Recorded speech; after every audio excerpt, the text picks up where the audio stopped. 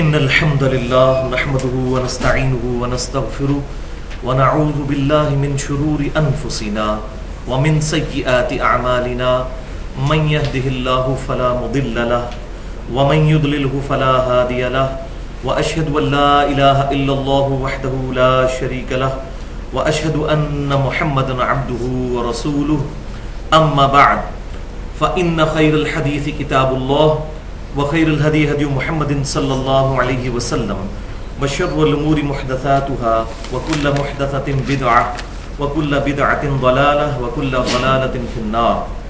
أعوذ بالله السميع العليم من الشيطان الرجيم من همزه ونفخه ونفثه. بسم الله الرحمن الرحيم. رب اشرح لي صدري ويسر لي أمري واحلل عقدة من لساني يفقهوا قولي. بسم الله الرحمن الرحيم.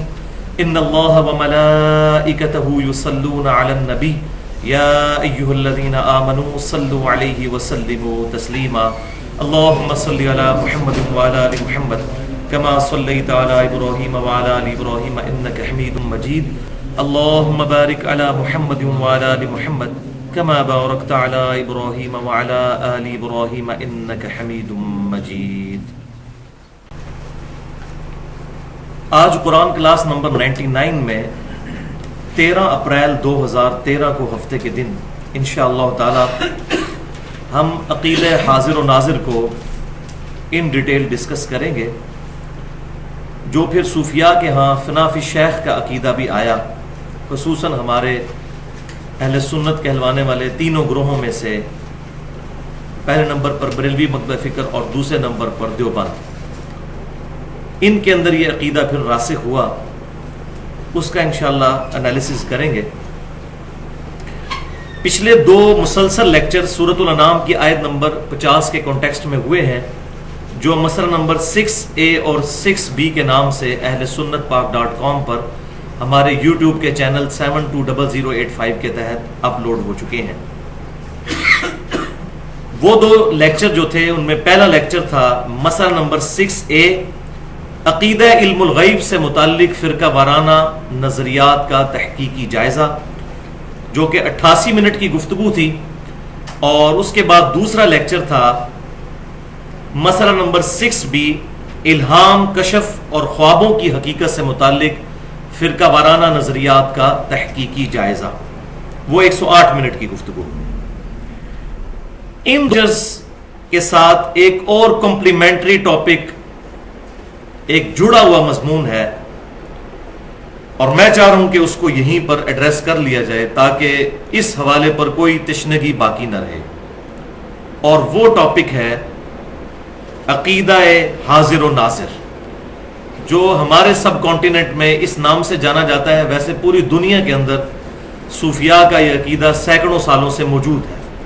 یہ صرف پاکستان، انڈیا اور بنگلہ دیش کا مسئلہ نہیں ہے، بلکہ پوری دنیا کے اندر، ایون سوڈان کے اندر، الجزائر کے اندر، فلسطین کے اندر، کویت کے اندر، عرب ملکوں کے اندر بھی یہ عقیدہ صوفیاء کے ہاں پایا جاتا ہے. نبی صلی اللہ علیہ وسلم کی مبارک ذات کے بارے میں بھی اور اپنے بزرگوں اور پیروں کے بارے میں بھی. آج سے تقریباً 1.5 سال پہلے میں نے اس ٹاپک پہ 25 منٹ کی گفتگو کی تھی، جو مسئلہ نمبر 7 کے نام سے اہل سنت پاک .com پر اپلوڈ ہے. لیکن اس دفعہ میں نے کیجول گفتگو کی تھی. آج میں انشاءاللہ اس کو ڈیٹیل ایڈریس کروں گا، پھر ہماری جو پرانی گفتگو ہے اس کو ہم آج والی گفتگو سے ریپلیس کروا دیں گے. اور یہاں یہ بھی بات یاد رکھیں کہ یہ جو لیکچرز دوبارہ سے ریکارڈ ہو رہے ہیں، اس کا یہ مطلب نہیں ہے کہ میں نے کوئی موقف اپنا چینج کر لیا ہے. مقصد یہ ہے کہ جو چیزیں اس دوران فیڈ بیک کے طور پر ملی ہیں ان کو ایڈریس کر دیا جائے. تو ہماری آج کی گفتگو مسئلہ نمبر 7 کے نام سے اہل سنت پاک .com پر ہمارے یوٹیوب کے چینل 720085 کے تھرو اپلوڈ ہوگی، اور اس کا عنوان ہوگا عقیدہ حاضر و ناظر سے متعلق فرقہ وارانہ نظریات کا تحقیقی جائزہ. عقیدہ حاضر و ناظر سے متعلق فرقہ وارانہ نظریات کا تحقیقی جائزہ، عقیدہ حاضر و ناظر سے متعلق فرقہ وارانہ نظریات کا تحقیقی جائزہ. اس لیکچر کے شروع میں بھی میں پھر وہی گزارش کر دوں کہ آج کی گفتگو بھی بڑی محنت کے ساتھ کمپیریٹیو اسٹڈی کرنے کے بعد اس کا مٹیریل تیار کیا گیا ہے، اور یہ انشاءاللہ علی وجہ بصیرت اپنے اعتبار سے ایک منفرد گفتگو ہوگی۔ میں خود بھی 31 سال تک چونکہ بریلوی رہا، اور اس کے بعد 2008 میں جو بند مکتبہ فکر کے ساتھ بھی کچھ وقت گزرا، اس کے بعد اہل حدیث کے ساتھ بھی، اور پھر اہل تشیع کے ساتھ بھی، اب بھی سب کی باتیں سنتا ہوں، اور جو حق بات کسی کی ہوتی ہے قبول کر لیتا ہوں، اور جہاں پر غلطی نظر آتی ہے اصلاح کرنے کی کوشش کرتا ہوں۔ اور بھائیوں، میں پھر وہی اعلان کروں کہ میری روٹی چونکہ دین کے ساتھ جڑی ہوئی نہیں ہے، انشاءاللہ میں بغیر کسی بھی شخصیت اور مکتبہ فکر کے خوف کے حق بات امت تک پہنچانے کی کوشش کروں گا انشاءاللہ تعالی۔ میں نے فرقہ واریت کو 3 طلاقیں دے کر اور 4 تکبیریں پڑھ کر دفنا دیا ہے، اور میرے حق میں دعا کریں، بلکہ تمام مسلمانوں کے حق میں دعا کریں کہ اللہ تعالیٰ اس دن سے پہلے کہ ہماری روٹی ہمارے دین کے ساتھ جڑ جائے، اللہ تعالیٰ ہمیں اس دن سے پہلے ایمان و عافیت کے ساتھ مدینہ شریف میں موت، جنت البقیع میں مدفن، اور جنت الفردوس میں اپنے محبوب صلی اللہ علیہ وسلم کا پڑوس نصیب فرما دے۔ آج کے لیکچرز میں جتنی آیات آنی تھی، تقریباً 12 کے قریب آیات ہیں جو امپورٹنٹ ہیں، ان کے لیے الگ سے آپ کو ایک کراس ریفرنس کے طور پر پیپر مل چکا ہے، اس پہ وہ 12 کی 12 آیات اسی انٹلیکچوئل ترتیب کے ساتھ درج ہیں۔ جہاں تک احادیث کا تعلق ہے تو صرف کرٹیکل احادیث کے میں انٹرنیشنل نمبر بتا دوں گا، علماء حرمین اور بیروت کی انٹرنیشنل نمبرنگ کے مطابق، جس کے مطابق عربی نسخے جو ہیں احادیث کی کتابوں کے چھپتے ہیں، اور ہمارے اس ملک پاکستان میں بھی دارالاسلام پبلیکیشن اسی کے مطابق کتابیں چھاپتا ہے۔ ٹائم بچانے کے لیے باقی احادیث کے صرف ریفرنس بتاؤں گا کہ یہ کس کتاب سے ہے، بخاری سے ہے، مسلم سے ہے، نمبرز نہیں بتاؤں گا۔ پھر بھی اگر کسی کوئی کیوری ہو تو لیکچر کے اینڈ پہ مجھ سے سوال کر سکتے ہیں، اور میرا ای میل ایڈریس ہے mirza_95@yahoo.com۔ اور یہ میں جو اپنا ای میل بار بار بتا رہا ہوں، اس کی وجہ یہ ہے کہ کچھ بدبخت لوگوں نے میرے ویڈیوز کے اوپر ڈبنگ کر کے اور دوسروں کی آوازیں بھر کے تو یوٹیوب پہ اپلوڈ کی ہوئی ہیں، صرف بدنام کرنے کے لیے۔ لیکن الحمدللہ حق بات چھپی نہیں رہتی، لوگوں کو پتہ ہے کہ یہ میری آواز ہے بھی ہے یا نہیں، اور گفتگو کے عنوان سے بھی پتہ چل جاتا ہے۔ آج کے لیکچر میں کل 3 اہم علمی پوائنٹس میں ڈسکس کروں گا۔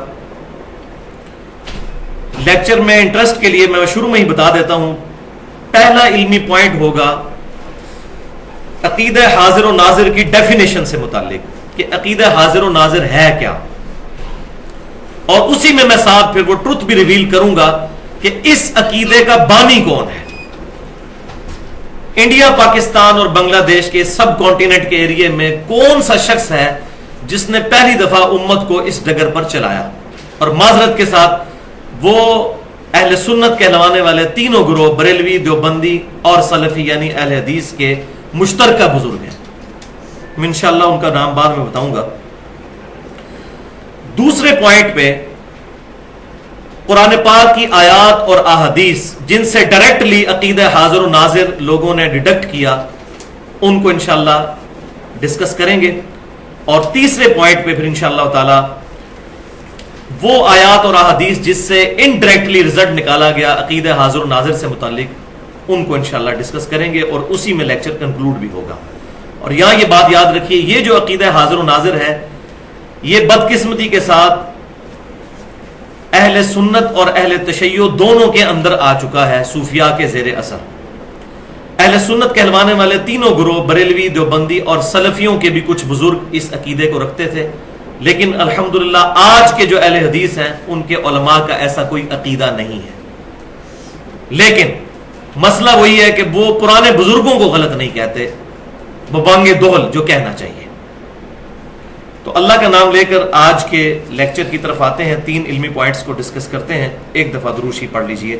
اللہم صلی علی محمد وعلی آل محمد کما صلیت علی ابراہیم وعلی آل ابراہیم انک حمید مجید۔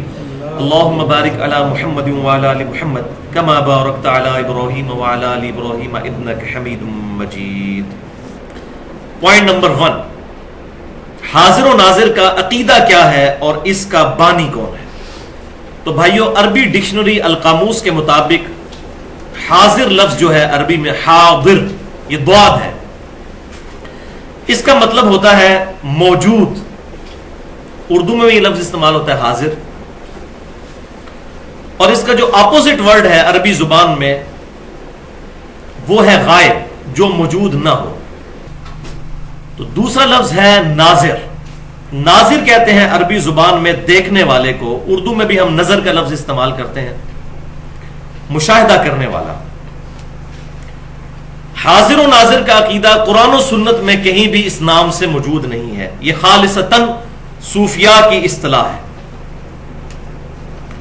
اور صوفیاء کا ماننا یہ ہے کہ امام کائنات سید الاولین والآخرین شفیع المذنبین رحمت للعالمین سیدنا و مولانا امام اعظم محمد رسول اللہ صلی اللہ علیہ وآلہ وسلم جب اس دنیا میں موجود تھے اس وقت بھی، اور اس دنیا سے تشریف لے جانے کے بعد بھی قیامت تک کے لیے پوری امت کے حالات سے واقف ہیں، اور آپ صلی اللہ علیہ وسلم کا جسم مبارک اگرچہ مدینہ شریف کی قبر میں ہے لیکن روحانی طور پر آپ صلی اللہ علیہ وسلم پوری کائنات کے اندر موجود ہے۔ اور اس میں یہاں تک ان کا عقیدہ گیا کہ آپ صلی اللہ علیہ وسلم اس امت سے پہلے بھی جتنی امتیں گزری ہیں، حضرت آدم علیہ السلام سے لے کر نبی صلی اللہ علیہ وسلم تک، ان تمام امتوں پر بھی حاضر و ناظر ہیں، تمام حالات کا مشاہدہ فرمانے والے ہیں، اپنی پیدائش سے پہلے اور آپ صلی اللہ علیہ وسلم کی دنیا سے وفات کے بعد۔ اور یہ عقیدہ صرف آپ صلی اللہ علیہ وسلم تک انہوں نے نہیں رکھا بلکہ اپنے بزرگان دین اور پیروں اور مشائخ کے بارے میں بھی عقیدہ رکھا، وہ میں آگے بتا دوں گا۔ اور یہ اتنا بڑا دعویٰ جو ہے کہ آپ صلی اللہ علیہ وسلم اپنی پیدائش سے پہلے بھی امتوں پر حاضر و ناظر تھے، یہ موریتانیہ کے اندر ایک صوفی گزرے ہیں آج سے 200 سال پہلے، احمد بن محمد ساوی مالکی، ان کی تفسیر ہے ساوی، یہ فوت ہوئے 1223 ہجری میں، آج سے تقریباً 200 سال پہلے۔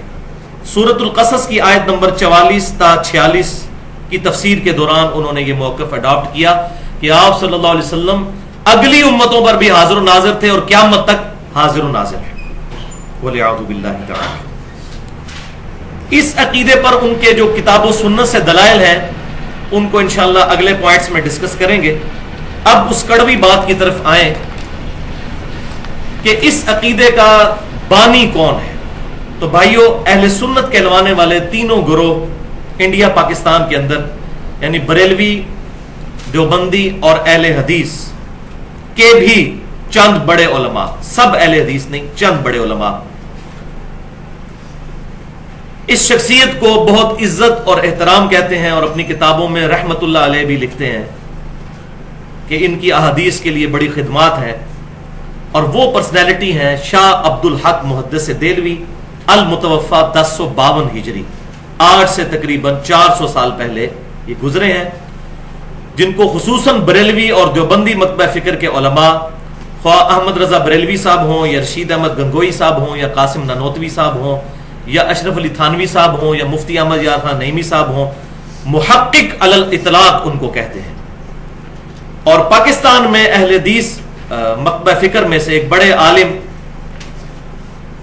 کہ جو چند بڑے علماء کے استاد ہیں، ان میں سے ایک وہ شخصیت جو سعودی عرب میں بھی تبلیغ کا کام کر رہے ہیں پاکستان کی طرف سے، اور ان کے بھائی یہاں پر مناظرے کرتے ہیں، ان کے مشترکہ استاد عبداللہ بھاولپوری صاحب جو فوت ہو چکے ہیں، انہوں نے اپنی کتابوں میں اور خطبات میں عبد الحق محدث دہلوی کو بڑے تعریفی کلمات کے ساتھ اور رحمت اللہ علیہ لکھا ہے۔ لیکن یہ انصاف کی بات ہے کہ یہ ان کا جو پوائنٹ آف ویو ہے وہ ذاتی ہے، لیکن ظلم یہ ہے کہ جو لوگ احمد رضا بریلوی صاحب کو یا رشید احمد گنگوئی اور اشرف علی تھانوی صاحب کو اپنے لیکچرز کے اندر غلط ثابت کرتے ہیں، وہاں ان کو یہ نہیں بھولنا چاہیے کہ عبداللہ بھاولپوری صاحب بھی عبداللہ محدث دہلوی کو رحمت اللہ علیہ کہتے رہے ہیں، ان کا رد بھی کرنا چاہیے، یہی انصاف کا تقاضا ہے، ورنہ یہ دوغلی پالیسی ہے۔ تو بھائیو، عبداللہ محدث دہلوی جو ہیں، ان کی ایک مشہور کتاب ہے جو مارکیٹ میں اویلیبل ہے، مدارج النبوہ، اردو زبان میں ٹرانسلیشن ہو چکی ہے، عام مل جاتی ہے۔ اس کی جلد 1 صفحہ 135 اور 5ویں چیپٹر میں، جس کا نام ہے ذکر فضائل آن حضرت صلی اللہ علیہ وسلم، اس میں انہوں نے کتاب و سنت کے دلائل کے بغیر یہ عقیدہ امت کے اندر انجیکٹ کر دیا. ٹوٹی پھوٹی فارم میں صوفیاء کے ہاں یہ عقیدہ پایا جاتا تھا، لیکن اس کو لیگلائز کیا جس بندے نے، وہ عبدالحق محدث دہلوی ہے. تو یہ مدارج النبوہ کا میں نے حوالہ دے دیا، اس میں عبدالحق محدث دہلوی صاحب کیا لکھتے ہیں، یہ وہی بعض بزرگ فرماتے ہیں، حضرات فرماتے ہیں، اسی طرح شروع کیا. بعض عارفین فرماتے ہیں کہ نماز میں ایھا النبی کا خطاب اس لیے ہے کہ حقیقت محمدیہ صلی اللہ علیہ وسلم موجودات اور ممکنات کے ذرے ذرے میں موجود ہے.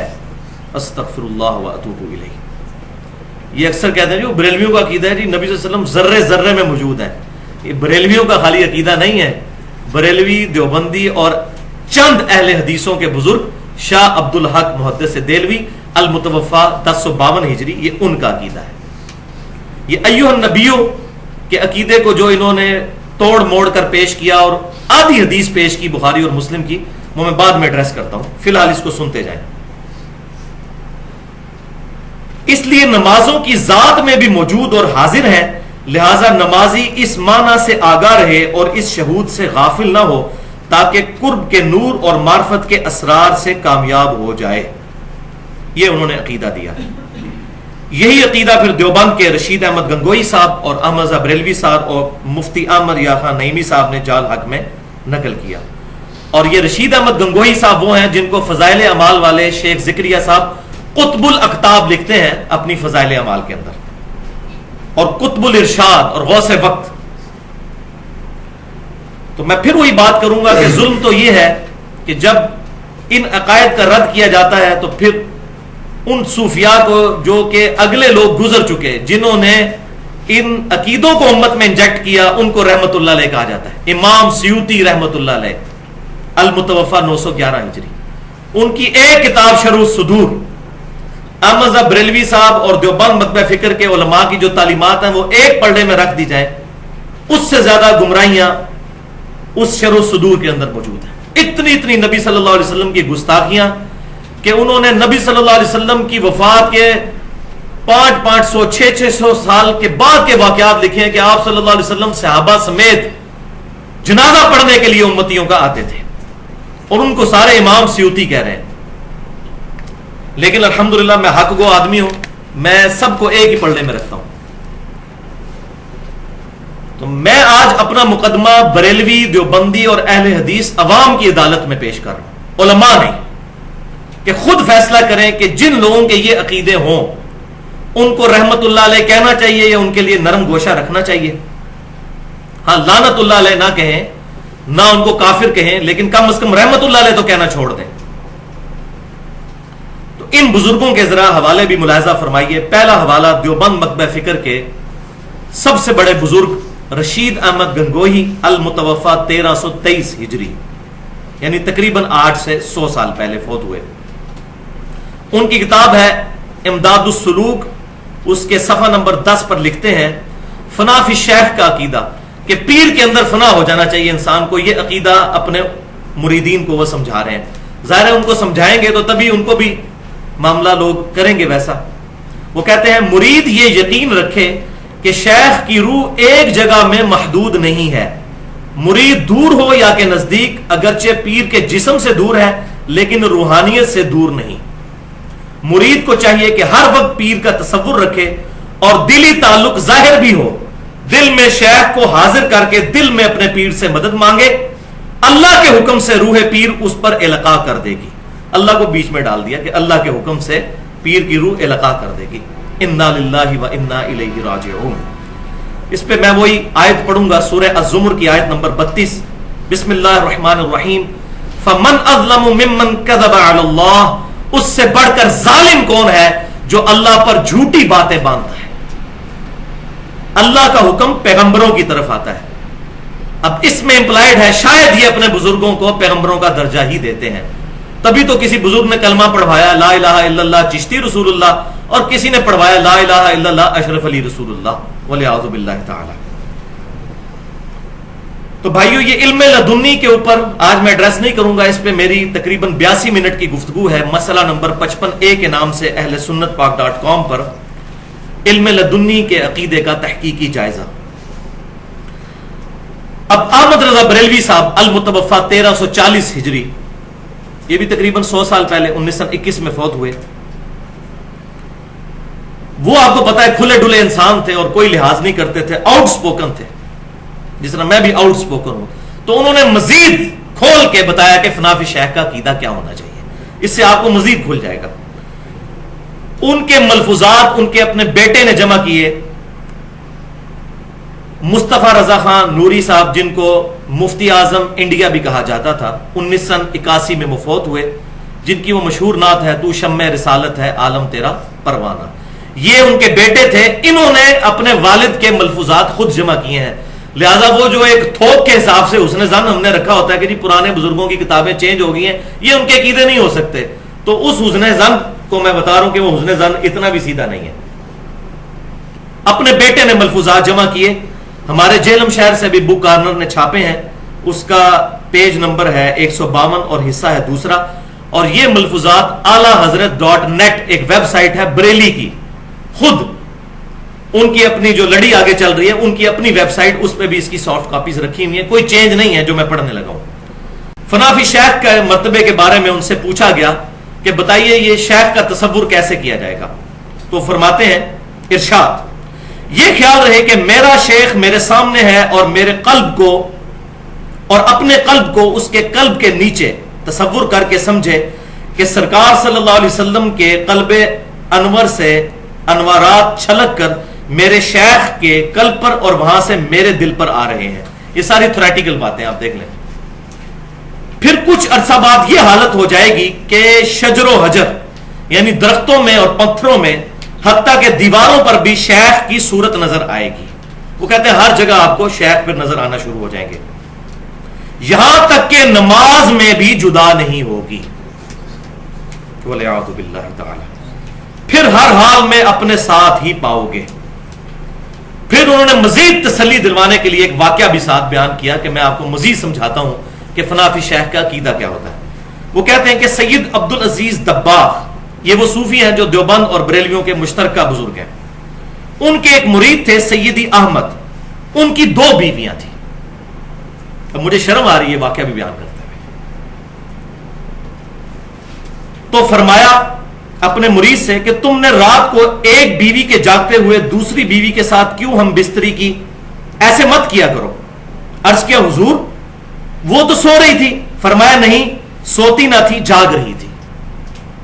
حضور نے پتہ نہیں کیڑا کیمرہ فٹ کیتے ہیں. عرض کیا حضور آپ کو کیسے علم ہوا؟ فرمایا وہاں پر ساتھ ایک پلنگ رکھا ہوا تھا، یعنی وہ جو بیوی جاگ رہی تھی اس کے ساتھ کوئی پلنگ تھا. اس نے کہا ہاں. فرمایا میں نے وہیں تو پوری رات گزاری ہے روحانی طور پر. شیخ مرید کے ساتھ ہر وقت ساتھ ہوتا ہے، اور یہ احساس رکھو کہ پیر کبھی اپنے مرید سے جدا نہیں ہوتا. وَلِعَاذُ بِاللَّهِ تَعَالَى اِنَّا لِلَّهِ وَإِنَّا إِلَيْهِ رَاجِعُونَ. اس میں میں سورۃ البقرہ کی آیت نمبر 165 پڑھوں گا. وَمِنَ النَّاسِ مَن يَتَّخِذُ مِن دُونِ اللَّهِ أَندَادًا يُحِبُّونَهُمْ كَحُبِّ اللَّهِ.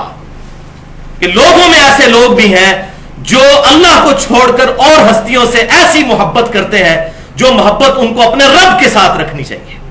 وَالَّذِينَ آمَنُوا أَشَدُّ حُبًّا لِلَّهِ. اور ایمان والے شدید ترین محبت اپنے رب کے ساتھ رکھتے ہیں. اب یہ دیکھ لیں، دیواروں پر، درختوں پر، نماز میں بھی پیر کی صورت نظر آئے گی. یہ فنافی شیخ کا عقیدہ انہوں نے امت کو بتایا. وَلِعَاذُ بِاللَّهِ تَعَالَى. اب کتنے لوگ سوچیں گے جی اتنے بڑے بڑے بزرگ، اتنے بڑے بڑے بزرگ پاگل تھے. اب آپ خود فیصلہ کر لیجئے. ان کو بچانا ہے تو پاگل ہی ڈکلیئر کریں. کوئی پاگل ہی ایسی بات کر سکتا ہے. اگر انہوں نے جان بوجھ کے کی ہے پھر وہ پاگل نہیں تھے، پھر کچھ اور ہی تھے. پھر تو اس پر میں نے مسئلہ نمبر 71B کے نام سے ایک گفتگو کی ہے، تقریباً 2.25 گھنٹے کی. انڈیا پاکستان کے بزرگوں کی 19 گستاخانہ عبارتوں کا تحقیقی جائزہ. یہاں پر یہ بات یاد رکھیے کہ اللہ تعالیٰ کے لیے بھی حاضر و ناظر کا لفظ اپروپریٹ نہیں ہے. حاضر اردو زبان میں ذرا معیوب بھی ہے. حاضر تو ہمیشہ غلام جو ہے وہ اپنے آقا کی بارگاہ میں ہوتا ہے، تو اللہ کے لیے بھی ہم یہ لفظ نہ استعمال کریں کہ اللہ حاضر و ناظر ہے. عربی زبان میں ٹھیک ہے حاضر موجود کو کہتے ہیں، لیکن یہ اپروپریٹ ورڈ نہیں ہے، اس کے اندر بد عقیدگی کی بو آتی ہے. اس کے پیرلل میں ایک لفظ ہے عالم و ناظر، یہ لفظ استعمال کیا کریں. اب جس کسی کو سنے نا کہ اللہ حاضر و ناظر ہے، اس کو کہنے یہ لفظ غلط استعمال کر رہے ہو. عالم و ناظر، علم والا اور دیکھنے والا. حاضر کا لفظ استعمال کریں گے تو اس میں پھر وہ بد عقیدگی کی بو آتی ہے جو ہماؤست کا عقیدہ ہے، پینتھیزم کا عقیدہ. صوفیاء کے ہاں وحدت الوجود کا عقیدہ آیا. اللہ تعالیٰ یونیورس کے، کائنات کے ذرے ذرے میں موجود ہے، معاذ اللہ استغفر اللہ. تو پھر اس کے بعد وہ خالق اور مخلوق کا فرق تو ختم کر دیتے ہیں. جب اللہ تعالیٰ کائنات کے ذرے ذرے میں موجود ہے، پھر خالق اور مخلوق کا فرق تو ختم ہو گیا. اللہ تعالیٰ اپنی شان کے لائق اپنے عرش پر مستوی ہے، اور وہاں ہوتے ہوئے بھی ہماری رگے جاں سے زیادہ قریب ہے. نحن اقرب الیہ من حبل الورید. اس لیے عالم و ناظر لفظ استعمال کیا جائے.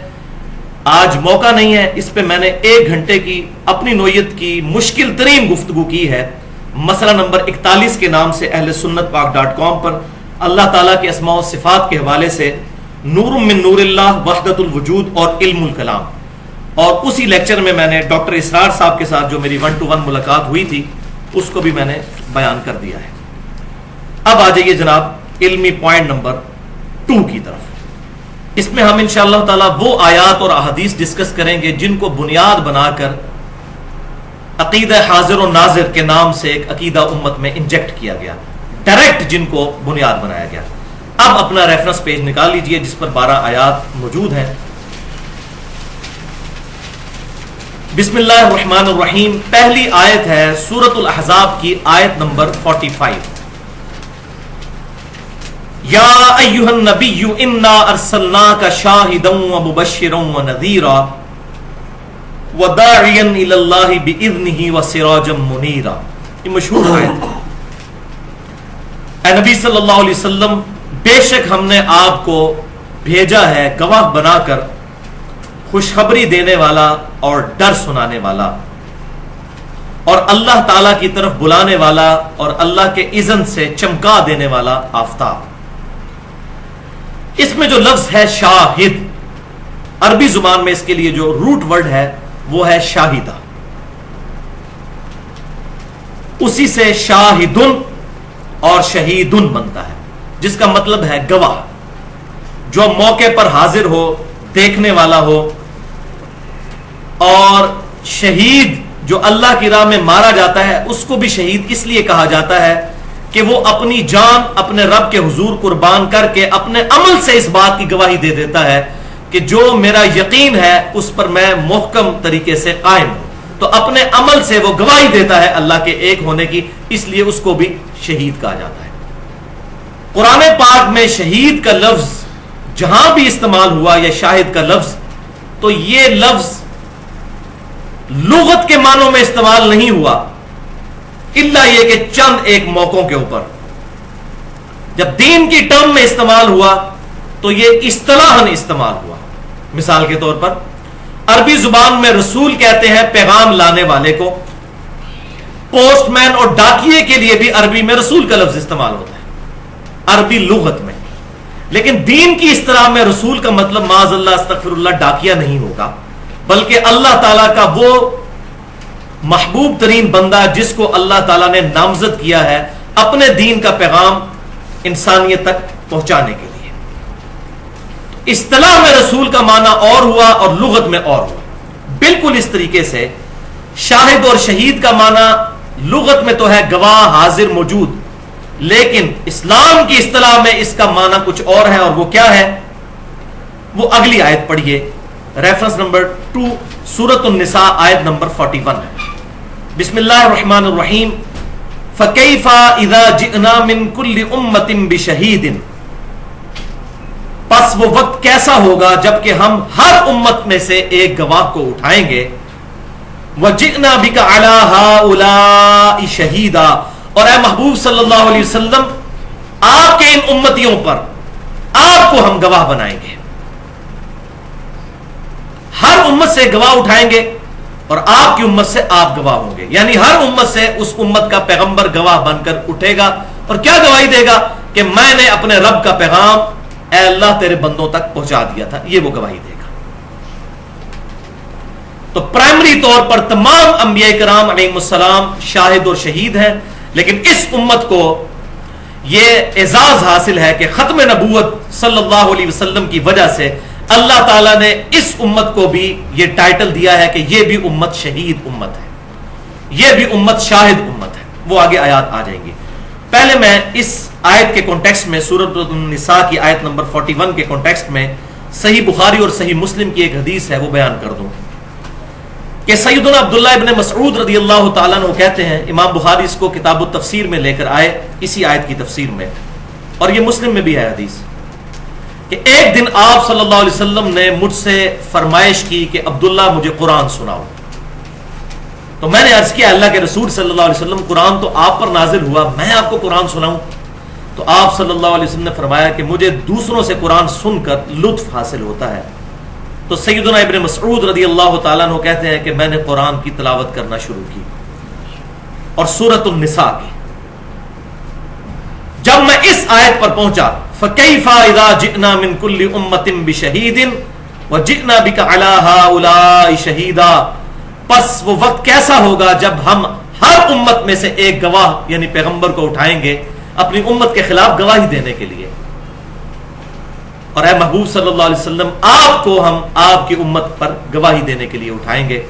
تو سیدنا ابن مسعود کہتے ہیں حضور صلی اللہ علیہ وسلم نے مجھے کہا عبداللہ بس کرو، عبداللہ بس کرو، اور میں نے نبی صلی اللہ علیہ وسلم کی طرف دیکھا تو آپ صلی اللہ علیہ وسلم کے چشمان کرم سے مسلسل آنسو جاری تھے کہ مجھے اپنی امت کے خلاف قیامت والے دن گواہی دینے کی۔ ہمیں تو بچپن سے بتایا گیا کہ نبی صلی اللہ علیہ وسلم ہماری شفاعت کریں گے، انشاءاللہ ہم امید رکھتے ہیں کہ شفاعت ہو، لیکن جن لوگوں نے قرآن کو چھوڑ دیا نبی صلی اللہ علیہ وسلم ان کی شکایت بھی لگائیں گے۔ سورۃ الفرقان کی آیت نمبر 30 ہے، بسم اللہ الرحمن الرحیم، وقال الرسول یا رب ان قوم اتخذوا هذا القرآن مہجورا، اور محبوب صلی اللہ علیہ وسلم قیامت والے دن شکایت کریں گے کہ اے اللہ میری امت نے قرآن کو پیٹھ کے پیچھے ڈال دیا تھا۔ استغفر اللہ واتوب الیہ۔ اب مجھے بتائیں کہ جس کی شکایت امام کائنات سید الاولین والآخرین شفیع المذنبین رحمت للعالمین سیدنا و مولانا امام اعظم محمد رسول اللہ صلی اللہ علیہ وسلم لگا دیں، اس کی شفاعت پھر کون کرے گا؟ جس طرح نبی صلی اللہ علیہ وسلم شہادت علی الامہ دیں گے، پوری امت پر گواہ ہے، یہ امت آپ صلی اللہ علیہ وسلم کے بہاف پر پوری انسانیت کے اوپر گواہ ہے، اور اس کا ذکر آیا ہے سورۃ البقرہ کی آیت نمبر 143 میں، جو آپ کے ریفرنس پر تیسری آیت ہے۔ تو جو ہم پہلی آیت پڑھ چکے انا ارسلناک شاہدا ومبشرا ونذیرا، وہ ایک موقع ہے جہاں پر احمد رضا بریلوی صاحب نے ترجمہ کیا کہ اے نبی صلی اللہ علیہ وسلم ہم نے آپ کو حاضر و ناظر بنا کر بھیجا۔ شاہد کا ترجمہ انہوں نے لغت والا کیا، ترجمہ بالکل ٹھیک ہے، شاہد کا لغت میں ترجمہ کریں گے تو بالکل ٹھیک ہے۔ پھر اگر یہی مانا جائے گا، پھر جہاں جہاں نبی صلی اللہ علیہ وسلم یا کسی اور پیغمبر کے لیے رسول کا لفظ آیا پھر وہاں وہاں ڈاکیہ اور پوسٹ مین بھی ترجمہ کیا جا سکتا ہے، معاذ اللہ استغفر اللہ، لغت کے اعتبار سے۔ لیکن قرآن میں اصطلاح چل رہی ہے، اصطلاح میں ترجمہ ان کا غلط ہے، اور قرآن اپنی حفاظت خود کرتا ہے۔ اب جو آیات دو آنے لگی ہیں وہاں پر احمد رضا بریلوی صاحب نے بھی ترجمہ ٹھیک کر دیا، اور اس لیے ترجمہ ٹھیک کر دیا کہ یہاں پر اگر یہ ترجمہ وہ نہ کرتے تو پوری امت کو حاضر و ناظر ماننا پڑ جاتا۔ تو قرآن اپنی حفاظت کرتا ہے، اسی لیے میں کہتا ہوں ترجمہ کسی کا مرضی پڑھ لیں، انشاءاللہ تعالی قرآن ہدایت کے لیے کافی ہے۔ کسی نے 2 نمبری بھی کی ترجمے میں کہیں نہ کہیں ڈنڈی اس کی پکڑی جائے گی۔ اب یہ 2 آیات وہ ہیں جن پر احمد رضا بریلوی صاحب نے بھی شہید کا اور شاہد کا اور شہداء کا ترجمہ حاضر و ناظر نہیں بلکہ گواہ کیا ہے، تو انہوں نے خود ہی اپنی وائلیشن کر دی۔ سورۃ البقرہ آیت نمبر 143، بسم اللہ الرحمن الرحیم، وَكَذَلِكَ جَعَلْنَاكُمْ أُمَّةً وَسَطًا، اور اے امت محمدیہ صلی اللہ علیہ وسلم ہم نے تمہیں بنایا ہے ایک معتدل امت، لِتَكُونُوا شُهَدَاءَ عَلَى النَّاسِ، تاکہ تم لوگوں پر اللہ کے گواہ بن کر کھڑے ہو جاؤ اللہ کی گواہی دینے کے لیے، وَيَكُونَ الرَّسُولُ عَلَيْكُمْ شَهِيدًا، اور رسول اللہ صلی اللہ علیہ وسلم تم پر گواہ بنے، وہ تم تک دین کا پیغام پہنچائیں گے، اللہ کی گواہی دیں گے، اور تم تصدیق کرنے کے بعد پوری انسانیت تک یہ پیغام پہنچاؤ گے۔ اور یہ میں اپنی طرف سے تشریح نہیں کر رہا، بخاری اور مسلم میں 2 حدیثیں موجود ہیں اس کی تشریح میں۔ میں وہ بیان کرتا ہوں. اسی طرح آیت سورۃ الحج کی آیت نمبر 78 جو ریفرنس پہ 4 نمبر ہے, اس آیت میں بھی احمد بریلوی صاحب نے حاضر و ناظر ترجمہ نہیں کیا بلکہ گواہی ترجمہ کیا. ملت ابیکم ابراہیم, پیروی کرو ابراہیم علیہ السلام جو تمہارے باپ تھے ان کے دین کی. وَسَمَّاكُمُ الْمُسْلِمِينَ, جنہوں نے تمہارا نام مسلمان رکھا تھا. یہ قرآن میں واحد موقع ہے جہاں پر مسلم کا لفظ صفت کے طور پر نہیں اسم کے طور پر آیا ہے, اور اسی کے تحت میں کہتا ہوں ہمیں مسلمان اپنے آپ کو کہنا چاہیے فرقہ واریت سے بالا تر ہو کر. من قبل, اس قرآن کے نزول سے پہلے, وفی ہذا, اور اس قرآن میں بھی اللہ نے تمہارا نام مسلم رکھا ہے. لیکون الرسول شہیدن علیکم, تاکہ رسول اللہ تم پر گواہ بنے. وتکونوا شہداء علی الناس, اور تم لوگوں پر گواہ بن کر کھڑے ہو جاؤ اللہ کے. تو یہ شہادت علی الناس, اس کے کانٹیکسٹ میں 2 احادیث بڑی کریٹیکل ہیں. پہلی حدیث صحیح بخاری اور صحیح مسلم کی متفقن علیہ حدیث ہے. بخاری میں انٹرنیشنل نمبر ہے 4406 اور مسلم کا انٹرنیشنل نمبر ہے 4383. یہ یوم النہر کا خطبہ ہے آپ صلی اللہ علیہ وسلم کا, یعنی وفات سے 2.5 مہینے پہلے 10 ذوالحجہ کو قربانی والے دن آپ صلی اللہ علیہ وسلم نے 10 ہجری میں یہ خطبہ دیا. ایک حجۃ الوداع کا خطبہ ہے یوم عرفہ والا, یہ اس سے بھی اگلا خطبہ ہے جو یوم النہر قربانی کے دن آپ صلی اللہ علیہ وسلم نے دیا, اور یہ بخاری اور مسلم دونوں میں ہے.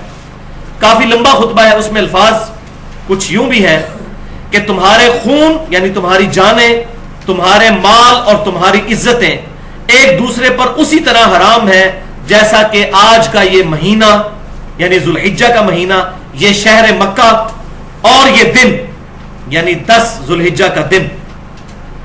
اور بھی باتیں ارشاد فرمائیں. اینڈ پر آپ نے فرمایا کیا میں نے تم تک دین کا پیغام پہنچا دیا؟ سب نے بیک زبان کہا بلا یا رسول اللہ, یا رسول اللہ صلی اللہ علیہ وسلم آپ نے پہنچا دیا. پھر آپ صلی اللہ علیہ وسلم نے اللہ تبارک و تعالیٰ کو گواہ بناتے ہوئے کہا اے اللہ گواہ رہنا. اور صحیح مسلم میں جو حجۃ الوداع کا خطبہ ہے 2950 نمبر حدیث کتاب الحج چیپٹر میں, اس میں یہ الفاظ ہے کہ 3 دفعہ آپ صلی اللہ علیہ وسلم نے اپنی مبارک انگلی آسمان کی طرف بلند کی اور پھر صحابہ کی طرف, اے اللہ گواہ رہنا, اے اللہ گواہ رہنا, اے اللہ گواہ رہنا. کہ یہ مان رہے ہیں کل کو مکر نہ جائیں, جیسا کہ اگلی حدیث میں آ جائے گا کہ نوح علیہ السلام کے امتی مکر جائیں گے کہ ہمارے نبی نے تو ہمارے تک پیغام ہی نہیں پہنچایا تھا. پھر آپ صلی اللہ علیہ وسلم کے بخاری اور مسلم کے الفاظ ہیں یوم النہر کے خطبے کے, فَلْيُبَلِّغِ الشَّاهِدُ الْغَائِبُ, پس اب جو یہاں موجود ہے وہ یہ پیغام اس تک پہنچا دے جو یہاں پر موجود نہیں ہے. یہ وہی لفظ شاہد کا کہ اب میرے بہاف پر تم گواہ بن کر اللہ کے کھڑے ہو جاؤ, یعنی میں تو دنیا سے جانے والا ہوں, اب ختم نبوت کی وجہ سے یہ دعوت کا کام اس امت نے کرنا ہے, شہادت علی الناس. اس کو اٹھا کے کہاں پر حاضر و ناظر اور کہاں پر جا کر فنا فی شیخ کا عقیدہ, زمین و آسمان سے بھی زیادہ بڑا فرق موجود ہے. اب یہ چیزیں امت کو پتہ نہیں جو کہ تھیں. دوسری حدیث صحیح بخاری کے اندر کتاب التفسیر چیپٹر میں اسی آیت سورۃ البقرہ کی آیت نمبر 143 وَكَذَلِكَ جَعَلْنَاكُمْ أُمَّةً وَسَطًا لِتَكُونُوا شُهَدَاءَ عَلَى النَّاسِ, اس کی تفسیر میں امام بخاری لے کر آئے ہیں اور امام ترمذی بھی لے کر آئے ہیں کہ قیامت والے دن نوح علیہ السلام اللہ کی بارگاہ میں جب حاضر ہوں گے تو اللہ تعالیٰ فرمائے گا اے نوح کیا آپ نے میرا پیغام اپنی امت تک پہنچا دیا تھا؟ تو نوح علیہ السلام کہیں گے یا اللہ پہنچایا تھا. پھر امت نوح کو بلایا جائے گا علیہ السلام, ان سے پوچھا جائے گا تو امت کہے گی کہ کوئی نہیں پیغام پہنچایا. اگر یہ کہہ رہے ہیں کہ پیغام پہنچایا تو اپنا گواہ پیش کریں. تو نوح علیہ السلام سے گواہ مانگا جائے گا تو نوح علیہ السلام کہیں گے کہ اے اللہ امت محمدیہ اس بات پر گواہ ہے کہ میں نے اپنی امت تک تیرا پیغام پہنچایا تھا. تو پوری امت پھر حاضر و ناظر ہو گئی نا, کیونکہ نوح علیہ السلام نے اس امت کو گواہ بنایا. اگر گواہ کا معنی وہی ہے جو کہ احمد بریلوی صاحب اور رشید احمد گنگوئی صاحب نے لیا اور عبدالحق محدث دہلوی صاحب نے لیا تو پھر آپ بھی حاضر و ناظر ہیں جناب, مسئلہ ہی ختم ہو گیا. پھر تو یہ سارے حاضر و ناظر ہوئے, پھر امت گواہ ہے. ہمیں تو پتہ ہے ہم کوئی حاضر و ناظر نہیں, ہم نے تو نوح علیہ السلام کو کوئی نہیں دیکھا ہوا. گواہی کس بنیاد پر ہوگی؟ اس کتاب کی بنیاد پر کہ سورہ نوح کے اندر موجود ہے کہ نوح علیہ السلام نے اپنی امت تک اپنا پیغام پہنچایا تھا. اور بڑی دردناک صورت ہے, یقین کریں اشکبار آنکھوں سے پڑنے والی. اے اللہ میں نے ان کو دن کو بھی بلایا, میں نے ان کو رات کو بھی بلایا, ہر موقع پر میں نے انہیں بلایا, لیکن ان کے فرار میں اضافہ ہی ہوا. اور پھر آخر میں دعائے ضرر فرما دی انہوں نے, اور امت ہلاک ہوئی سوائے 78 لوگوں کے. 950 سال محنت کر کے بھی صرف 78 لوگ ایمان لے کر آئے نوح علیہ السلام پر. تو اے اللہ امت محمدیہ گواہ ہے. پھر آپ صلی اللہ علیہ وسلم فرماتے ہیں کہ تم گواہی دو گے نوح علیہ السلام کے حق پہ, اور میں تمہارے حق میں گواہی دوں گا کہ تمہاری بات درست ہے. کس بنیاد کے اوپر؟ کتاب اللہ کی بنیاد پر. ہمیں تو آپ صلی اللہ علیہ وسلم پر اس وحی کے نزول سے پہلے ہم تک تو یہ بات نہیں تھی کہ نوح علیہ السلام نام کا کوئی انسان بھی دنیا میں آیا یا نہیں. تو لہٰذا ہم حاضر و ناظر نہیں بلکہ اللہ کے لیے گواہی دینے والے ہیں. اس کے بعد تو ویسے لیکچر آگے چلانے کی ضرورت ہی کوئی نہیں ہے, لیکن شیطان نے اتنے وسوسے پھیلائے ہوئے ہیں, ان کو پھر کہہ دیتے ہیں یہ پوائنٹ تو چھوڑ دیا تھا بیچ میں, ورنہ عام سلیم الفطرت بریلوی دیوبندی اہل حدیث اور اہل تشیع کے لیے اتنی گفتگو کے بعد ہی اس کے علماء کی 2 نمبری اس پر کھل جائے گی انشاءاللہ تعالی. لیکن افسوس کہ وہی بات پھر اس سب کانٹیننٹ میں 2 بڑے بڑے بزرگ جن کو بریلوی دیوبندی اور بعض اہل حدیث بھی بہت بڑا بزرگ مانتے ہیں, پہلے نمبر والے کو تو ضرور مانتے ہیں, وہ ہے شاہ عبد العزیز محدث دہلوی, المتوفا 1239 ہجری, آج سے تقریباً 200 سال پہلے. انہوں نے تفسیر عزیزی میں, اور دوسرے دیوبند کے پہلے بزرگ بڑے بزرگ علامہ شبیر احمد عثمانی صاحب, جنہوں نے محمد علی جناح کا جنازہ بھی پڑھایا تھا, انہوں نے تفسیر عثمانی میں, اور یہ فوت ہوئے 1369 ہجری میں. ان دونوں نے تفسیر یہ سورۃ البقرہ کی, میں نے تفسیر کی صحیح بخاری سے, انہوں نے خود سے تفسیر کی, اور انہوں نے کہا کہ آپ صلی اللہ علیہ وسلم امت پر گواہ ہیں, کیونکہ پوری امت کے نامہ اعمال آپ صلی اللہ علیہ وسلم کی قبر انور میں آپ صلی اللہ علیہ وسلم پر پیش کیے جاتے ہیں, اس لیے امت کی گواہی دیں گے. چلو یہ تو مسئلہ حل کر لیا, تو امت کیسے پھر گواہ ہوئی؟ ہماری قبروں میں بھی نوح علیہ السلام کی امت کے نامہ اعمال پیش کیے جائیں گے, یہ مطلب پھر بنا لیا جائے. اور ہمارے سعودی عرب کے جو بھولے بھالے علماء ہیں وہ بھی 1980 تک حاجیوں کو یہ تفسیر مفت بانٹتے رہے. پھر ان کو بعد میں پتا چلا کہ اس میں تو ایسے ایسی بدعقیدگیاں لکھی ہیں, تو پھر انہوں نے سارے نسخے ریٹریو کر کے ان کو ختم کیا. اب جو ماشاءاللہ قرآن احسن البیان, وہ پاکستان کے ایک بڑے اہل حدیث عالم ہیں صلاح الدین یوسف صاحب, ان کا لکھا ہوا, وہ الحمدللہ کافی حد تک اس طرح کی بدعقیدگیوں سے پاک ہے. تو انہوں نے کہا رسول اللہ صلی اللہ علیہ وسلم پر نامہ اعمال پیش کیے جاتے ہیں, اس لیے قیامت والے دن گواہی دیں گے. بھائیو, صحیح مسلم اور جامعہ ترمذی میں حدیث موجود ہے کہ ہر سوموار اور ہر جمعرات کو اللہ کی بارگاہ میں نامہ اعمال پیش کیے جاتے ہیں. اور جامعہ ترمذی میں حدیث آگے چلتی ہے کہ آپ صلی اللہ علیہ وسلم سوموار کا روزہ اور جمعرات کا روزہ اس لیے بھی رکھتے تھے. ایک تو وہ ریزن ہے جو صحیح مسلم میں ہے کہ آپ کی پیدائش کا دن اور وحی کے نزول کا دن ہے سوموار. ایک ریزن یہ بھی کہ میرے رب کے حضور میرا نامہ اعمال پیش ہوتا ہے. میں اللہ سے یہ خواہش رکھتا ہوں کہ اللہ کے حضور جب میرا نامہ اعمال پیش ہو تو میں روزے کی حالت سے ہوں, آپ صلی اللہ علیہ وسلم نے فرمایا. البتہ یہ بات ضرور ہے کہ سنن نسائی میں انٹرنیشنل نمبرنگ کے مطابق 1282 نمبر حدیث ہے صحیح سند کے ساتھ, جس کو شیخ البانی بھی صحیح کہتے ہیں, شیخ زبیر علی زئی صاحب بھی صحیح کہتے ہیں, اور پوری امت نے اس کو صحیح مانا ہے. مسند احمد میں بھی موجود ہے کہ اللہ کے کچھ فرشتے زمین میں سیر و سیاحت کرتے رہتے ہیں اور میرے امتیوں کا سلام مجھ تک پہنچاتے ہیں. ہمارے نامہ اعمال تو نہیں پہنچ رہے, ہمارا سلام ہمارے محبوب صلی اللہ علیہ وسلم تک پہنچتا ہے الحمدللہ. اسی طریقے سے سنن ابی داؤد میں بھی انٹرنیشنل نمبرنگ کے مطابق 2041 نمبر حدیث ہے, مسند احمد میں بھی موجود ہے, مشکات میں بھی موجود ہے, وہ پچھلی حدیث بھی مشکات میں. اس حدیث کو بھی شیخ البانی اور شیخ زبیر علی زئی صاحب دونوں صحیح کہتے ہیں کہ آپ صلی اللہ علیہ وسلم نے فرمایا, اور یہ زیارت قبور والے چیپٹر میں ہے, قبروں کی زیارت کے لیے جایا جائے, اس چیپٹر میں امام ابو داؤد نے اپنا عقیدہ بھی بتا دیا کہ یہ حدیث قبر رسول پر حاضری کے لیے ہے. کہ آپ صلی اللہ علیہ وسلم نے فرمایا, ابو داؤد کے الفاظ ہیں کہ جب بھی کوئی شخص میرا امتی میری طرف سلام پڑھے گا, اللہ میری روح کو لوٹا دے گا اور میں اس کے سلام کا جواب بھی دوں گا. اس میں کہیں یہ الفاظ نہیں ہے کہ میں سلام سن لوں گا, یہ الفاظ نہیں ہے. یہ عقیدہ جس روایت کے اوپر بنایا گیا وہ اصول محدثین پر ضعیف ہے. اس میں یہ ہے کہ سلام پڑھے گا، اللہ تعالیٰ متوجہ کر دے گا میری روح کو۔ آپ صلی اللہ علیہ وسلم کا جسم اطہر مدینہ شریف کی قبر میں ہے اور روح مبارک جنت الفردوس میں ہے۔ وہ میں نے عقیدہ حیات النبی مسئلہ نمبر 5 میں صحیح بخاری کے ریفرنس سے یہ عقیدہ بتایا ہے۔ البتہ اس روح مبارک کا جسم اطہر کے ساتھ ایک برزخی رشتہ ہے، دنیاوی نہیں ہے، برزخی، اسی کی طرف اشارہ ہے کہ میری روح لوٹا دی جائے گی۔ ورنہ اگر روح لوٹانے سے مراد جسم میں لوٹانا ہو تو روح لوٹانا اور روح نکالنا یہ اتنا تکلیف دہ امر ہے۔ صحیح بخاری اور مسلم میں حضور صلی اللہ علیہ وسلم پر جو نزع کی کیفیت تھی، حضرت فاطمہ کہتی ہیں کہ میرے باپ پر اتنی بڑی مصیبت آئی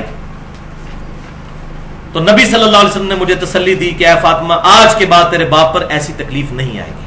تو آپ صلی اللہ علیہ وسلم کو دنیاوی طور پر روح ڈالی اور نکالی نہیں جاتی، یہ برزخ کا معاملہ ہے اور یہ متشابہات ہیں، اس کی ڈیٹیل ہمیں نہیں پتا، یہ ہمارے فریم آف ریفرنس سے باہر ہے۔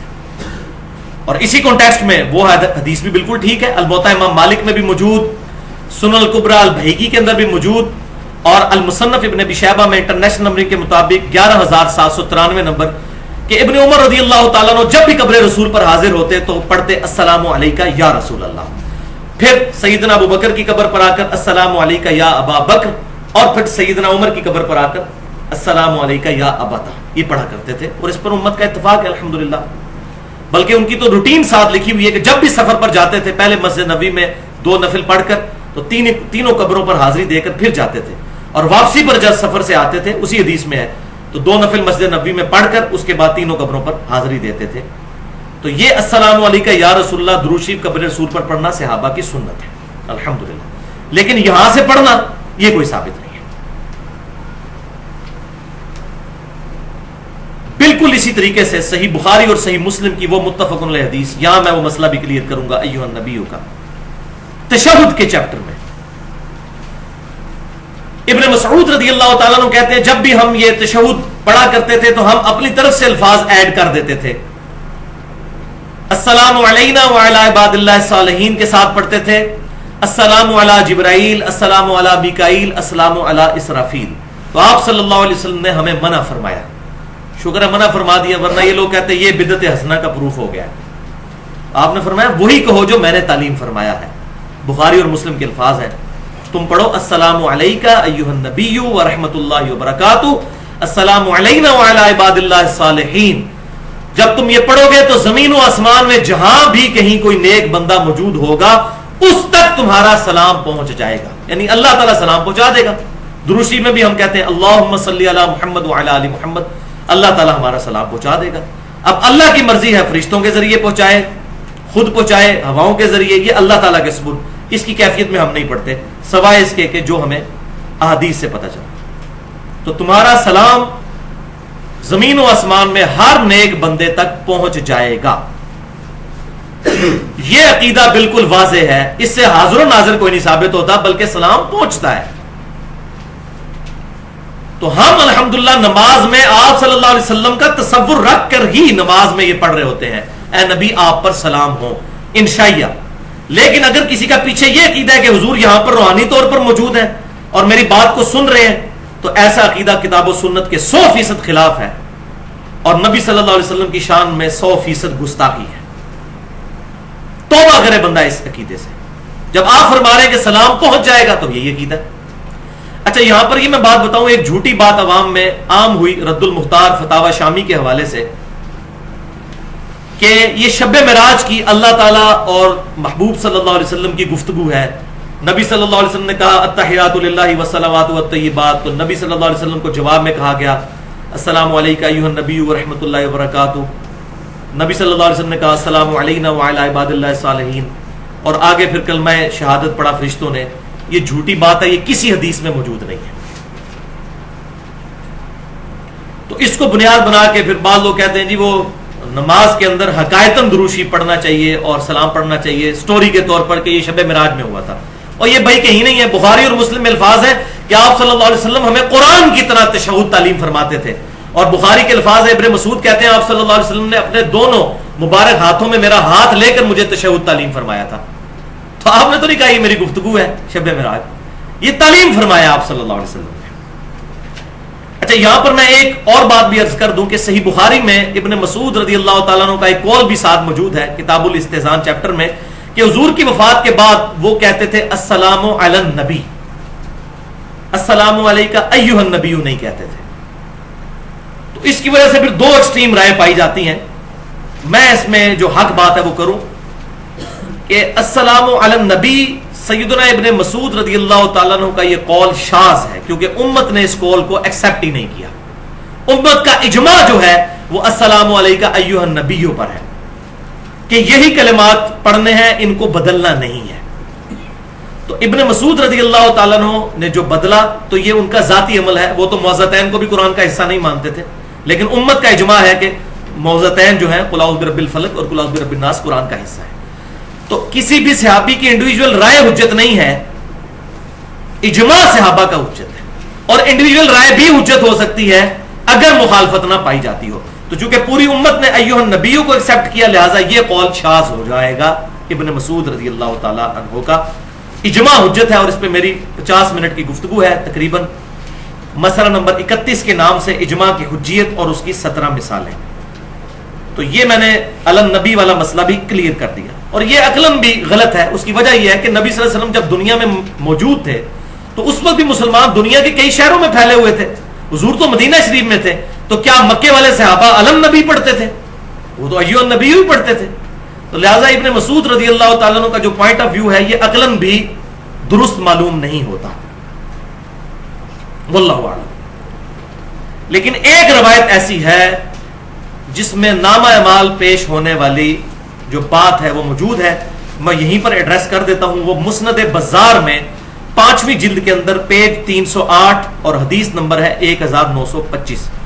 امام بزار رحمۃ اللہ علیہ 4 صدی ہجری کے اندر ایک بہت بڑے محدث گزرے ہیں. انہوں نے یہ حدیث نقل کی ہے، صحت کا حکم نہیں لگایا، صرف نقل کی ہے کہ آپ صلی اللہ علیہ وسلم نے فرمایا کہ میری زندگی بھی تمہارے لیے رحمت ہے اور میری وفات بھی.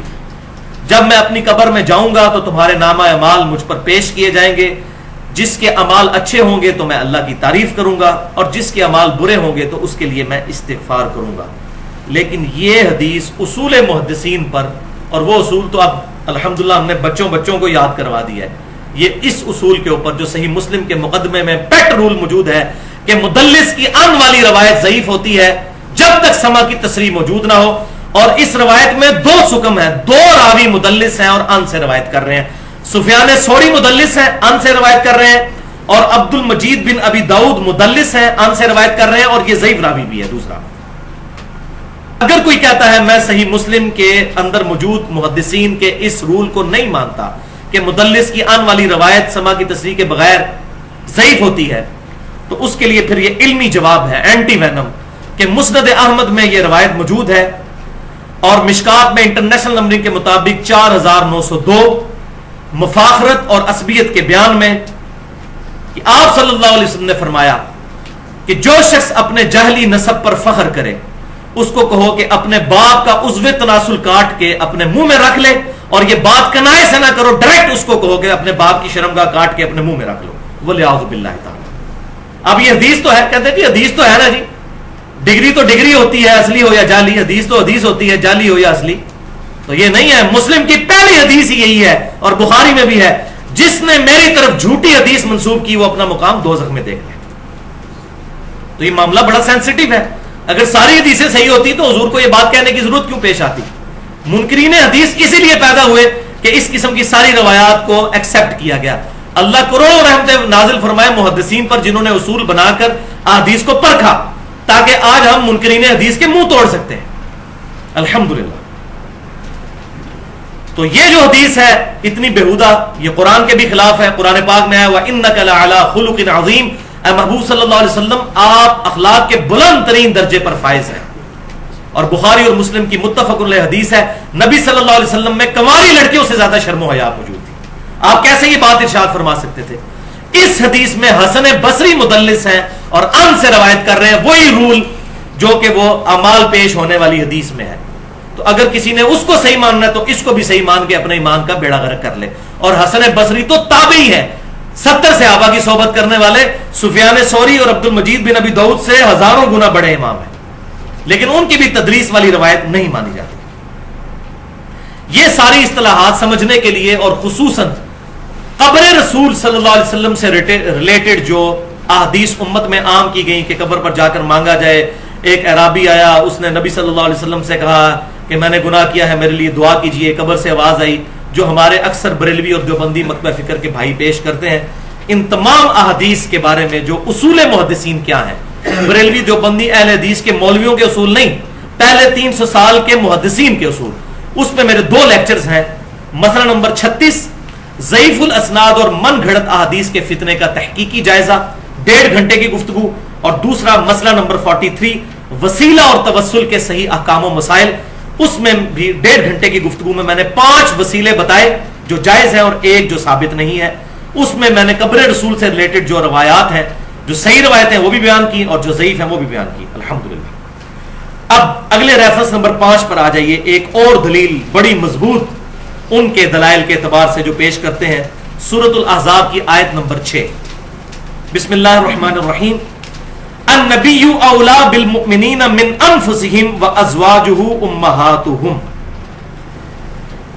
ہمارے یہ نبی صلی اللہ علیہ وسلم مومنین کی جانوں سے زیادہ ان پر حق رکھتے ہیں اور ان کی بیویاں امت کی مائیں ہیں. الحمدللہ. اب اس کو دلیل بنایا قاسم ننوتوی صاحب نے بھی اور احمد بریلوی صاحب نے بھی حاضر و ناظر کے عقیدے پر. آپ حیران ہوں گے اس میں سے حاضر و ناظر کیسے نکلتا ہے. وہ دیکھیں کیسے نکالا انہوں نے کہا نبی صلی اللہ علیہ وسلم جانوں سے بھی زیادہ قریب ہیں. اب اردو زبان کا یہی تو مسئلہ ہے, وہ قریب سے مراد فزیکلی قریب نہیں ہے, دل کے قریب قربت. تو کہتے ہیں قریب ہے, اس کا مطلب ہے کہ حاضر و ناظر ہے. حالانکہ اگلا حصہ کیا ہے کہ ان کی بیویاں امت کی مائیں ہیں, یعنی نبی صلی اللہ علیہ وسلم اپنے امتیوں کے محبوب ترین انسان ہیں اور ان کی بیویاں امت کی مائیں ہیں. ماں کا درجہ ان کی بیویوں کو دیتے ہیں اور اپنے نبی سے سب سے بڑھ کر پیار کرتے ہیں. اولا, یہ تھا اس کا معنی, اور مطلب بنا دیا حاضر و ناظر. اور یہ تشریح میں اپنی طرف سے نہیں کر رہا, حضور صلی اللہ علیہ وسلم نے خود اس آیت کی تشریح کی ہے. صحیح بخاری میں اسی آیت کی تفسیر میں, امام بخاری پر قربان جاؤں, اس آیت کو ہیڈنگ بنا کر وہ حدیث لے آئے ہیں, النبی اولا بالمؤمنین من انفسہم. اور وہ کیا ہے کہ آپ صلی اللہ علیہ وسلم نے فرمایا کہ اس دنیا اور آخرت میں مومن کے سب سے زیادہ قریبی میں ہوں. مومن کے مرنے کے بعد اس کا ترکہ جو ہے, چھوڑا ہوا مال, تو وارثوں میں تقسیم ہوگا. لیکن اگر کسی مومن کے ذمہ کوئی قرض ہو تو میں اس کا ولی ہوں, مجھ سے آ کر اس کا قرض ڈیمانڈ کرو, میں اس کا سب سے زیادہ قریبی ہوں. جیسے عورت ولی کے بغیر شادی نہیں کر سکتی, تو حضور نے کہا میں اپنے مومنین کا سرپرست ہوں. ظاہر ہے کہ وفات کے بعد تو نہیں, زندگی کے اندر ہی. آج تو نہیں کوئی شخص کہہ سکتا جا کے قبر رسول پہ کہ یا رسول اللہ فلاں نے میرے اتنے لاکھ دینے ہیں تو مجھے دیں. اپنی زندگی میں آپ صلی اللہ علیہ وسلم جو دنیاوی زندگی آج بھی زندہ ہے برزخی حیات کے ساتھ, دنیاوی زندگی میں کوئی غریب صحابی فوت ہوتا تھا, آپ نے فرمایا میں تمہارا ولی ہوں, مجھ سے آ کر قرضہ ڈیمانڈ کر سکتے ہو, میں اپنے فوت شدہ صحابی کی طرف سے اس کا قرضہ ادا کروں گا. حضور نے خود تفسیر کر دی. اچھا, دوسری حدیث صحیح بخاری اور مسلم کی متفق علیہ حدیث, تم میں سے اس وقت تک کوئی شخص مؤمن نہیں ہو سکتا جب تک کہ میں اسے اس کے ماں باپ, اولاد اور سب لوگوں سے بڑھ کر عزیز نہ ہو جاؤں. یہی معنی. اور تیسری حدیث بھائیو غدیر خم کی حدیث, صحیح مسلم میں بھی, جامعہ ترمذی میں بھی, اور کتنے ریفرنسز اس کے. وہ مسئلہ نمبر 66 بھی جو ہے فضائل حسین رضی اللہ تعالیٰ عنہ والے چیپٹر میں میں نے اس کا پورا ریفرنس بیان کیا ہے. غدیر خم پر بھی آپ صلی اللہ علیہ وسلم نے مولا علی رضی اللہ تعالیٰ عنہ, مولا کا مطلب دلی محبوب, جس طرح ہم علماء کو بھی کہتے ہیں مولانا فلاں, تو مولا علی رضی اللہ تعالیٰ عنہ کا ہاتھ پکڑ کر غدیر خم پر مکے سے مدینے آتے ہوئے اپنی وفات سے 2 مہینے پہلے خم نامی جگہ پر پڑاؤ کرتے ہوئے ایک درخت کے نیچے ان کا ہاتھ پکڑ کر یوں بلند کیا اور آپ نے یہ آیت تلاوت کی, النبی اولا بالمؤمنین من انفسہم وازواجہ امہاتہم. اور یہ آیت پڑھ کر کہا کیا میں تم سب پر تمہاری جانوں سے بھی بڑھ کر حق نہیں رکھتا؟ سب نے کہا یا رسول اللہ آپ ہمیں جانوں سے بڑھ کر عزیز ہیں.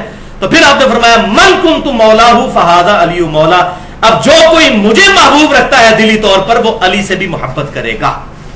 یہاں بھی کلیئر ہو گیا کہ یہ اولا مولا کا مطلب کیا ہے, دلی طور پر قریب ہونا, نہ کہ حاضر و ناظر کا عقیدہ.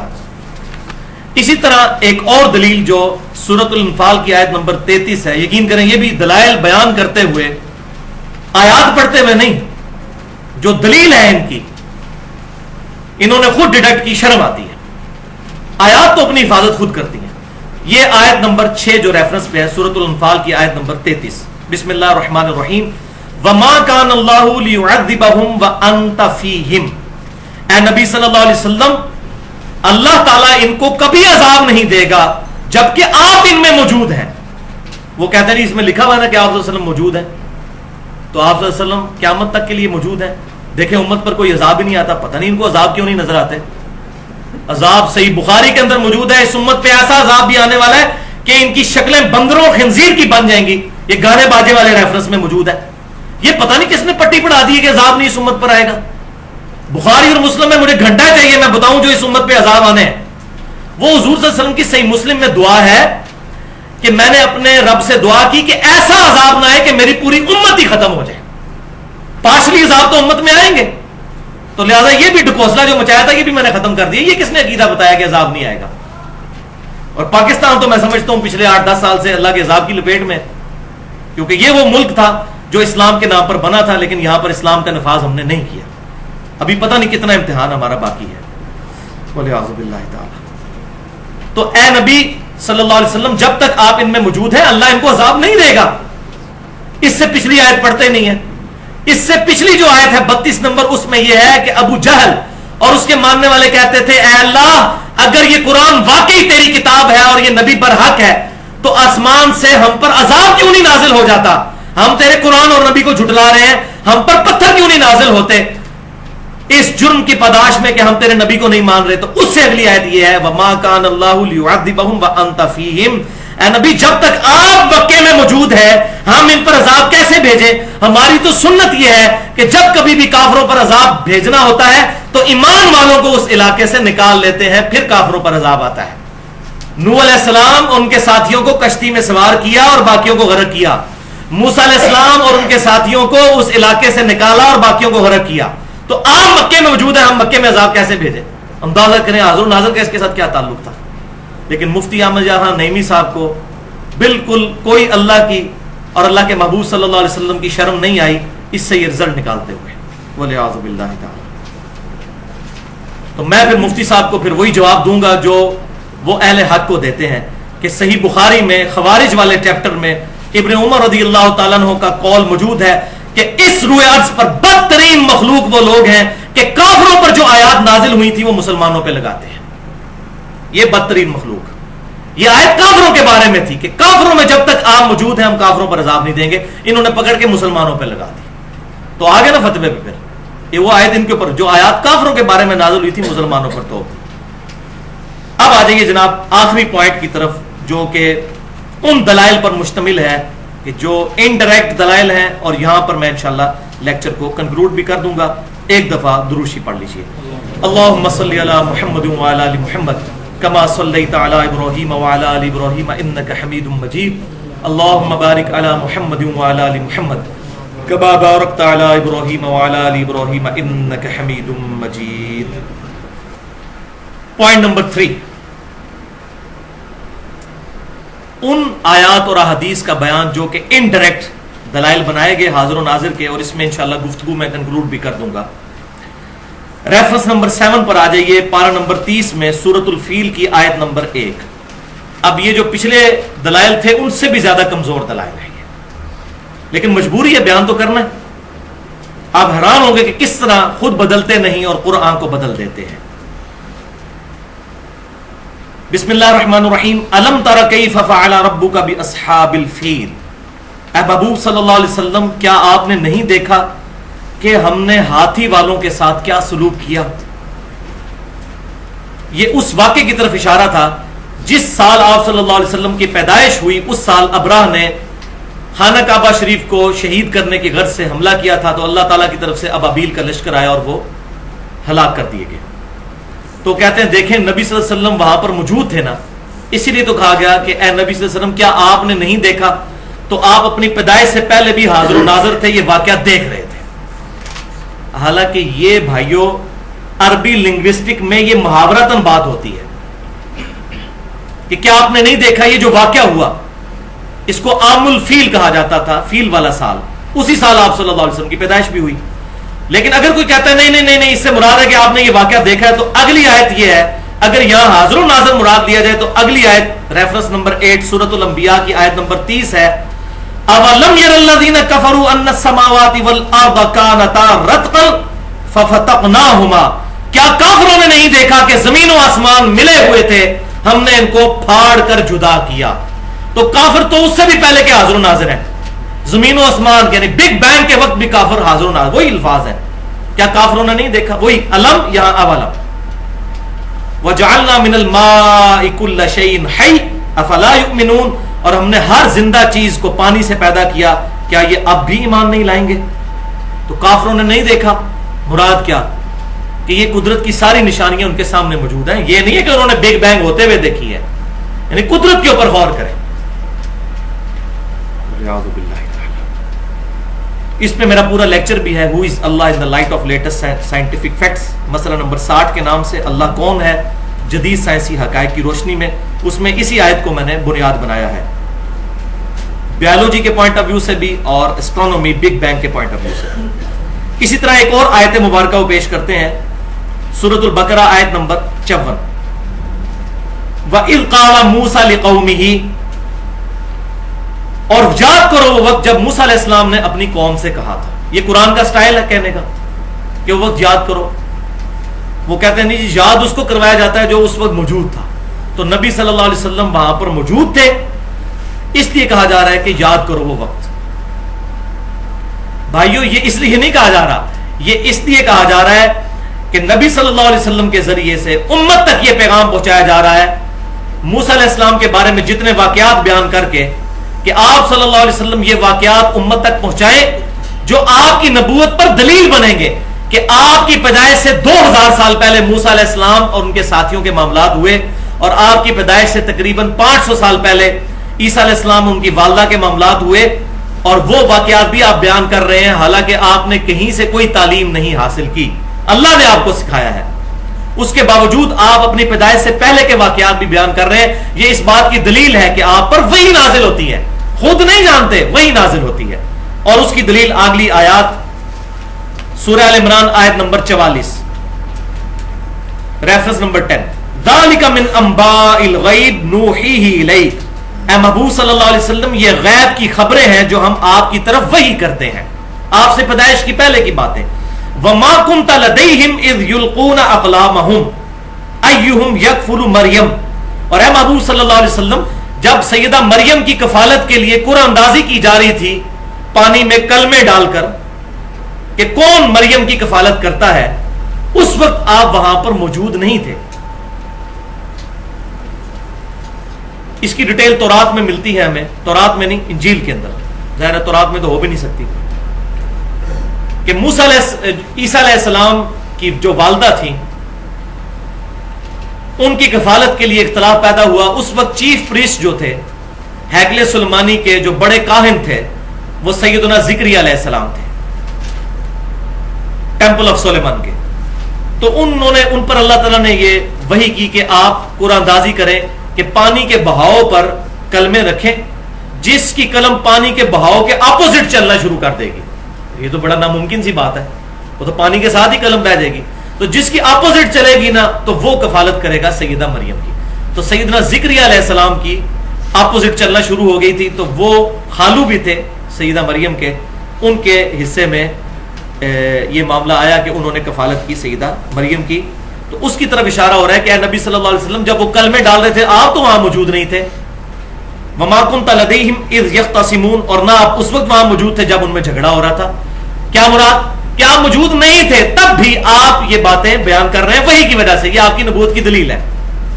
اب اللہ تعالیٰ کہہ رہا ہے کہ موجود نہیں تھے، جب ہم یہ آیت پیش کرتے ہیں تو مفتی احمد جان نعیمی صاحب نے جال میں اس کا جواب بھی دے دیا ہے، انہوں نے کہا اس میں لکھا ہوا ہے کہ موجود نہیں تھے، یہ تو نہیں لکھا ہوا کہ وہاں پر شاہد نہیں تھے، موجود کہیں اور تھے لیکن دور سے دیکھ رہے تھے، جیسا کہ آج قبر انور میں رہتے ہوئے ہمیں دیکھ رہے ہیں۔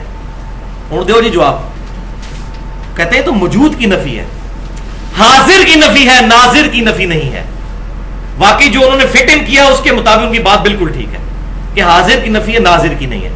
تو میں بڑا عرصہ پریشان رہا کہ کوئی آیت ایسی ملے جس میں حاضر و ناظر دونوں کی نفی ہو، یعنی موجود ہونے کے بھی اور دیکھنے کی بھی۔ اور وہ اللہ تعالیٰ نے آیت ڈالی ہوئی ہے. اللہ نے اس کتاب کی حفاظت کرنی ہے. اگلی آیت سورۃ القصص کی آیت نمبر 44 ریفرنس نمبر 11. وما كنت بجانب الغربی، اے محبوب صلی اللہ علیہ وسلم آپ کوہ طور کی مغربی جانب موجود نہیں تھے. اذ قضینا الی موسی الامر، جبکہ ہم نے موسیٰ علیہ السلام کی طرف اپنا حکم نازل فرمایا. اب وہ پتہ چل گیا وہ کیا تھا. وَإِذْ قَالَ مُوسَىٰ، تو موسیٰ علیہ السلام کی طرف جب ہم نے وحی بھیجی تو اے نبی آپ تو کوہ طور پر وہاں موجود نہیں تھے. وَمَا كُنْتَ مِنَ الشَّاهِدِينَ، اور نہ ہی آپ گواہوں میں شامل تھے، نہ ہی آپ ناظر تھے. کیا مطلب؟ وَمَا كُنْتَ، نہ تو آپ حاضر تھے، وَمَا كُنْتَ مِنَ الشَّاهِدِينَ، اور نہ ہی آپ ناظر تھے. اب آپ سوچ رہے ہوں گے اس آیت کا تو جواب دیا ہی نہیں جا سکتا. واقعی نہیں دیا جا سکتا. اس کا جواب دینے کے لیے انسان کو اپنے ایمان سے ہاتھ دھونا پڑے گا، اور وہی کیا مفتی احمد یار خان نعیمی صاحب نے کہ انہوں نے آیت آدھی لکھی، وما کنت من الشاہدین لکھے ہی نہیں جال حق کے اندر، اور جواب دیا کہ اس میں تو یہ لکھا ہوا کہ حضور وہاں موجود نہیں تھے. یہ کہاں لکھا ہوا کہ حضور شاہد بھی نہیں تھے؟ استغفر اللہ واتوب الیہ، لعنت اللہ علی الکاذبین. ایک آیت کا آدھا ٹکڑا لکھنا، افتؤمنون ببعض الکتاب وتکفرون ببعض، کتاب کے کچھ حصے پر ایمان لاتے ہو، کچھ کو چھوڑ دیتے ہو. اب جواب لکھتے ہوئے اس کو نہیں نظر آ رہا تھا کہ یہ آدھی لین کی یہ آیت ہے، میں آدھی لکھ رہا ہوں. پھر جواب بھی ایسا لکھا کہ جس کے بعد اس نے زن قائم ہی نہیں رہ سکتا کہ ان کو آیت پتہ نہیں چلی ہوگی، اس کے اپوزٹ بات لکھی. اور احمد بریلوی صاحب کے بھی کان کھڑے ہو گئے اس موقع پر، یہ تو سارا بیڑا غرق ہو جائے گا. پہلے تو فرق کر دیتے تھے شاہد اور شہید کا، ہم نے تو شاہد کا ترجمہ کیا ہے، شہید کا جو ہے وہ گواہی ہے، شاہد کا مطلب حاضر و ناظر ہے. اب یہاں پر شاہد تھا لفظ، شہید نہیں تھا. وما کنت من الشاہدین، یہاں تو ان کو ترجمہ کرنا پڑنا تھا حاضر و ناظر والا. لیکن آپ حیران ہوں گے کہ کس درجے پر انہوں نے خیانت کی. انہوں نے ترجمہ کیا اس کا، اے نبی صلی اللہ علیہ وسلم نہ تو آپ وہاں پر موجود تھے اور نہ وہاں پر حاضر تھے. شاہد کا ترجمہ حاضر کر دیا، ناظر نہیں کیا.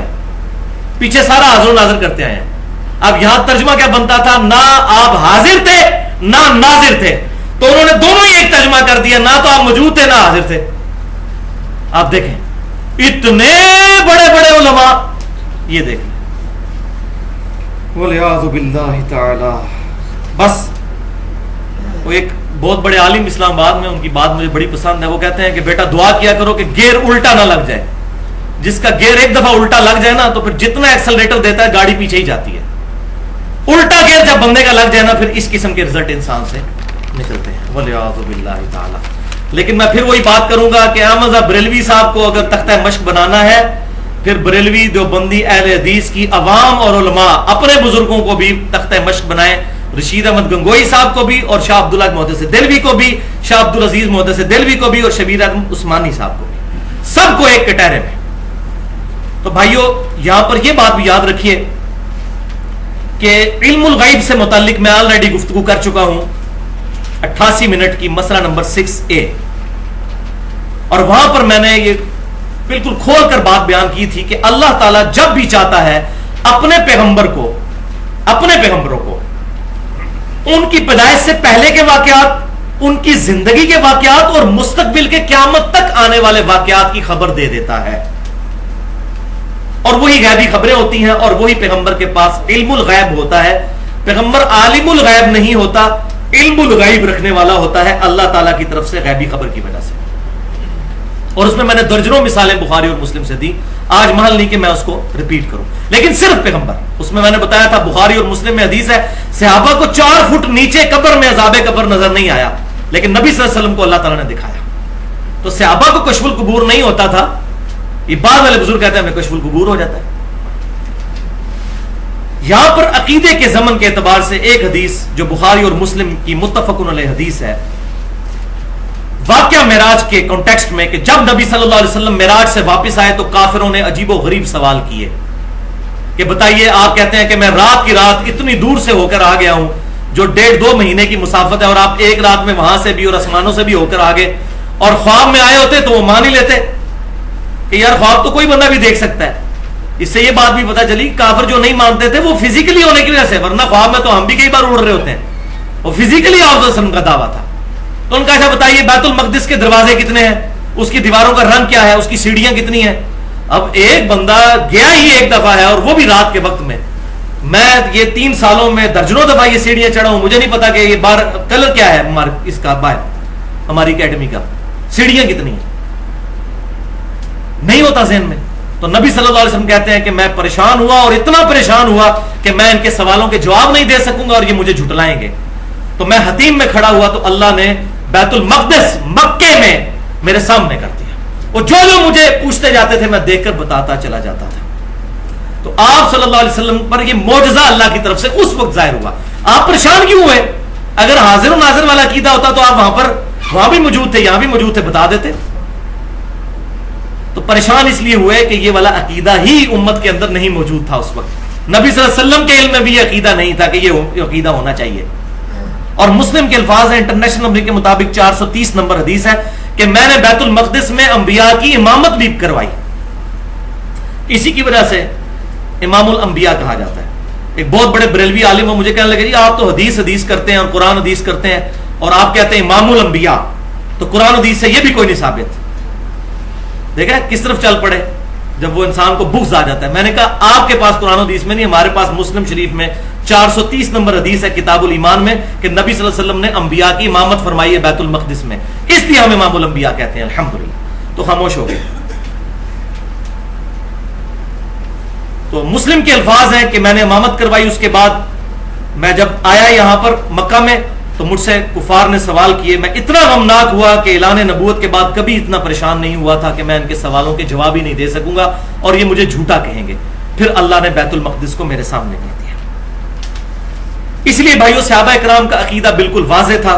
اور یہ ایک حدیث جو میں آپ بتانے جا رہا ہوں، اگر آپ یہ ایک حدیث یاد کر لیں تو 3 عقیدے امت کو سمجھا سکتے ہیں. عقیدہ علم الغیب، عقیدہ حاضر و ناظر اور عقیدہ استعانت یعنی غیر اللہ سے مدد مانگنا. یہ تینوں عقیدے ایک حدیث جو صحیح بخاری میں بھی ہے اور صحیح مسلم میں بھی ہے تینوں عقیدوں کو کلیئر کر دیتی ہے. اور الحمدللہ ہم اہل سنت کے منہج پر چلنے والے لوگ اسی عقیدے پر ہیں.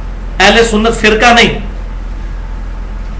شراب کی بوتل کے باہر روح افزا لکھ لینے سے روح افزا نہیں بن جائے گی، یہ جامع شیرین نہیں بن جائے گی. اہل سنت وہی ہوں گے جو کتاب و سنت کے منہج پر ہوں گے.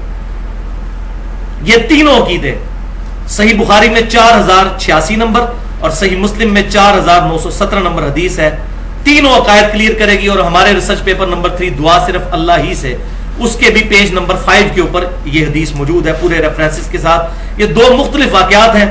مسلم کے 4917 کے میں الفاظ پڑھنے لگا ہوں کہ جب 70 صحابہ کو دھوکے سے شہید کر دیا گیا، جس کے غم میں نبی صلی اللہ علیہ وسلم نے 1 مہینے تک قنوت نازلہ بھی کفار کے لیے دعائے ضرر بھی فرمائی تھی. جب ان کو دھوکے سے شہید کیا گیا تو آپ صلی اللہ علیہ وسلم مدینہ شریف میں تھے اور دوسری جگہ پر ان کو شہید کیا گیا تو آپ صلی اللہ علیہ وسلم غمناک حالت میں وہاں بیٹھے ہوئے تھے اور فرمایا کہ ابھی ابھی جبرائیل علیہ السلام میرے پاس آئے، انہوں نے اللہ کی طرف سے مجھے یہ اطلاع دی ہے کہ تمہارے ساتھیوں کو دھوکے سے شہید کر دیا گیا. 70 حضور کے ٹیلنٹڈ سٹوڈنٹ اصحاب صفہ میں سے جو حضور نے تعلیم کے لیے بھیجے، اور انہوں نے شہادت کے وقت تمہارے رب کے حضور یوں دعا کی، اللہم بلغ عنا نبینا، اے رب ہمارے نبی تک ہمارا پیغام پہنچا دے. انہوں نے کہا فرشتوں یہ پیغام دے دو.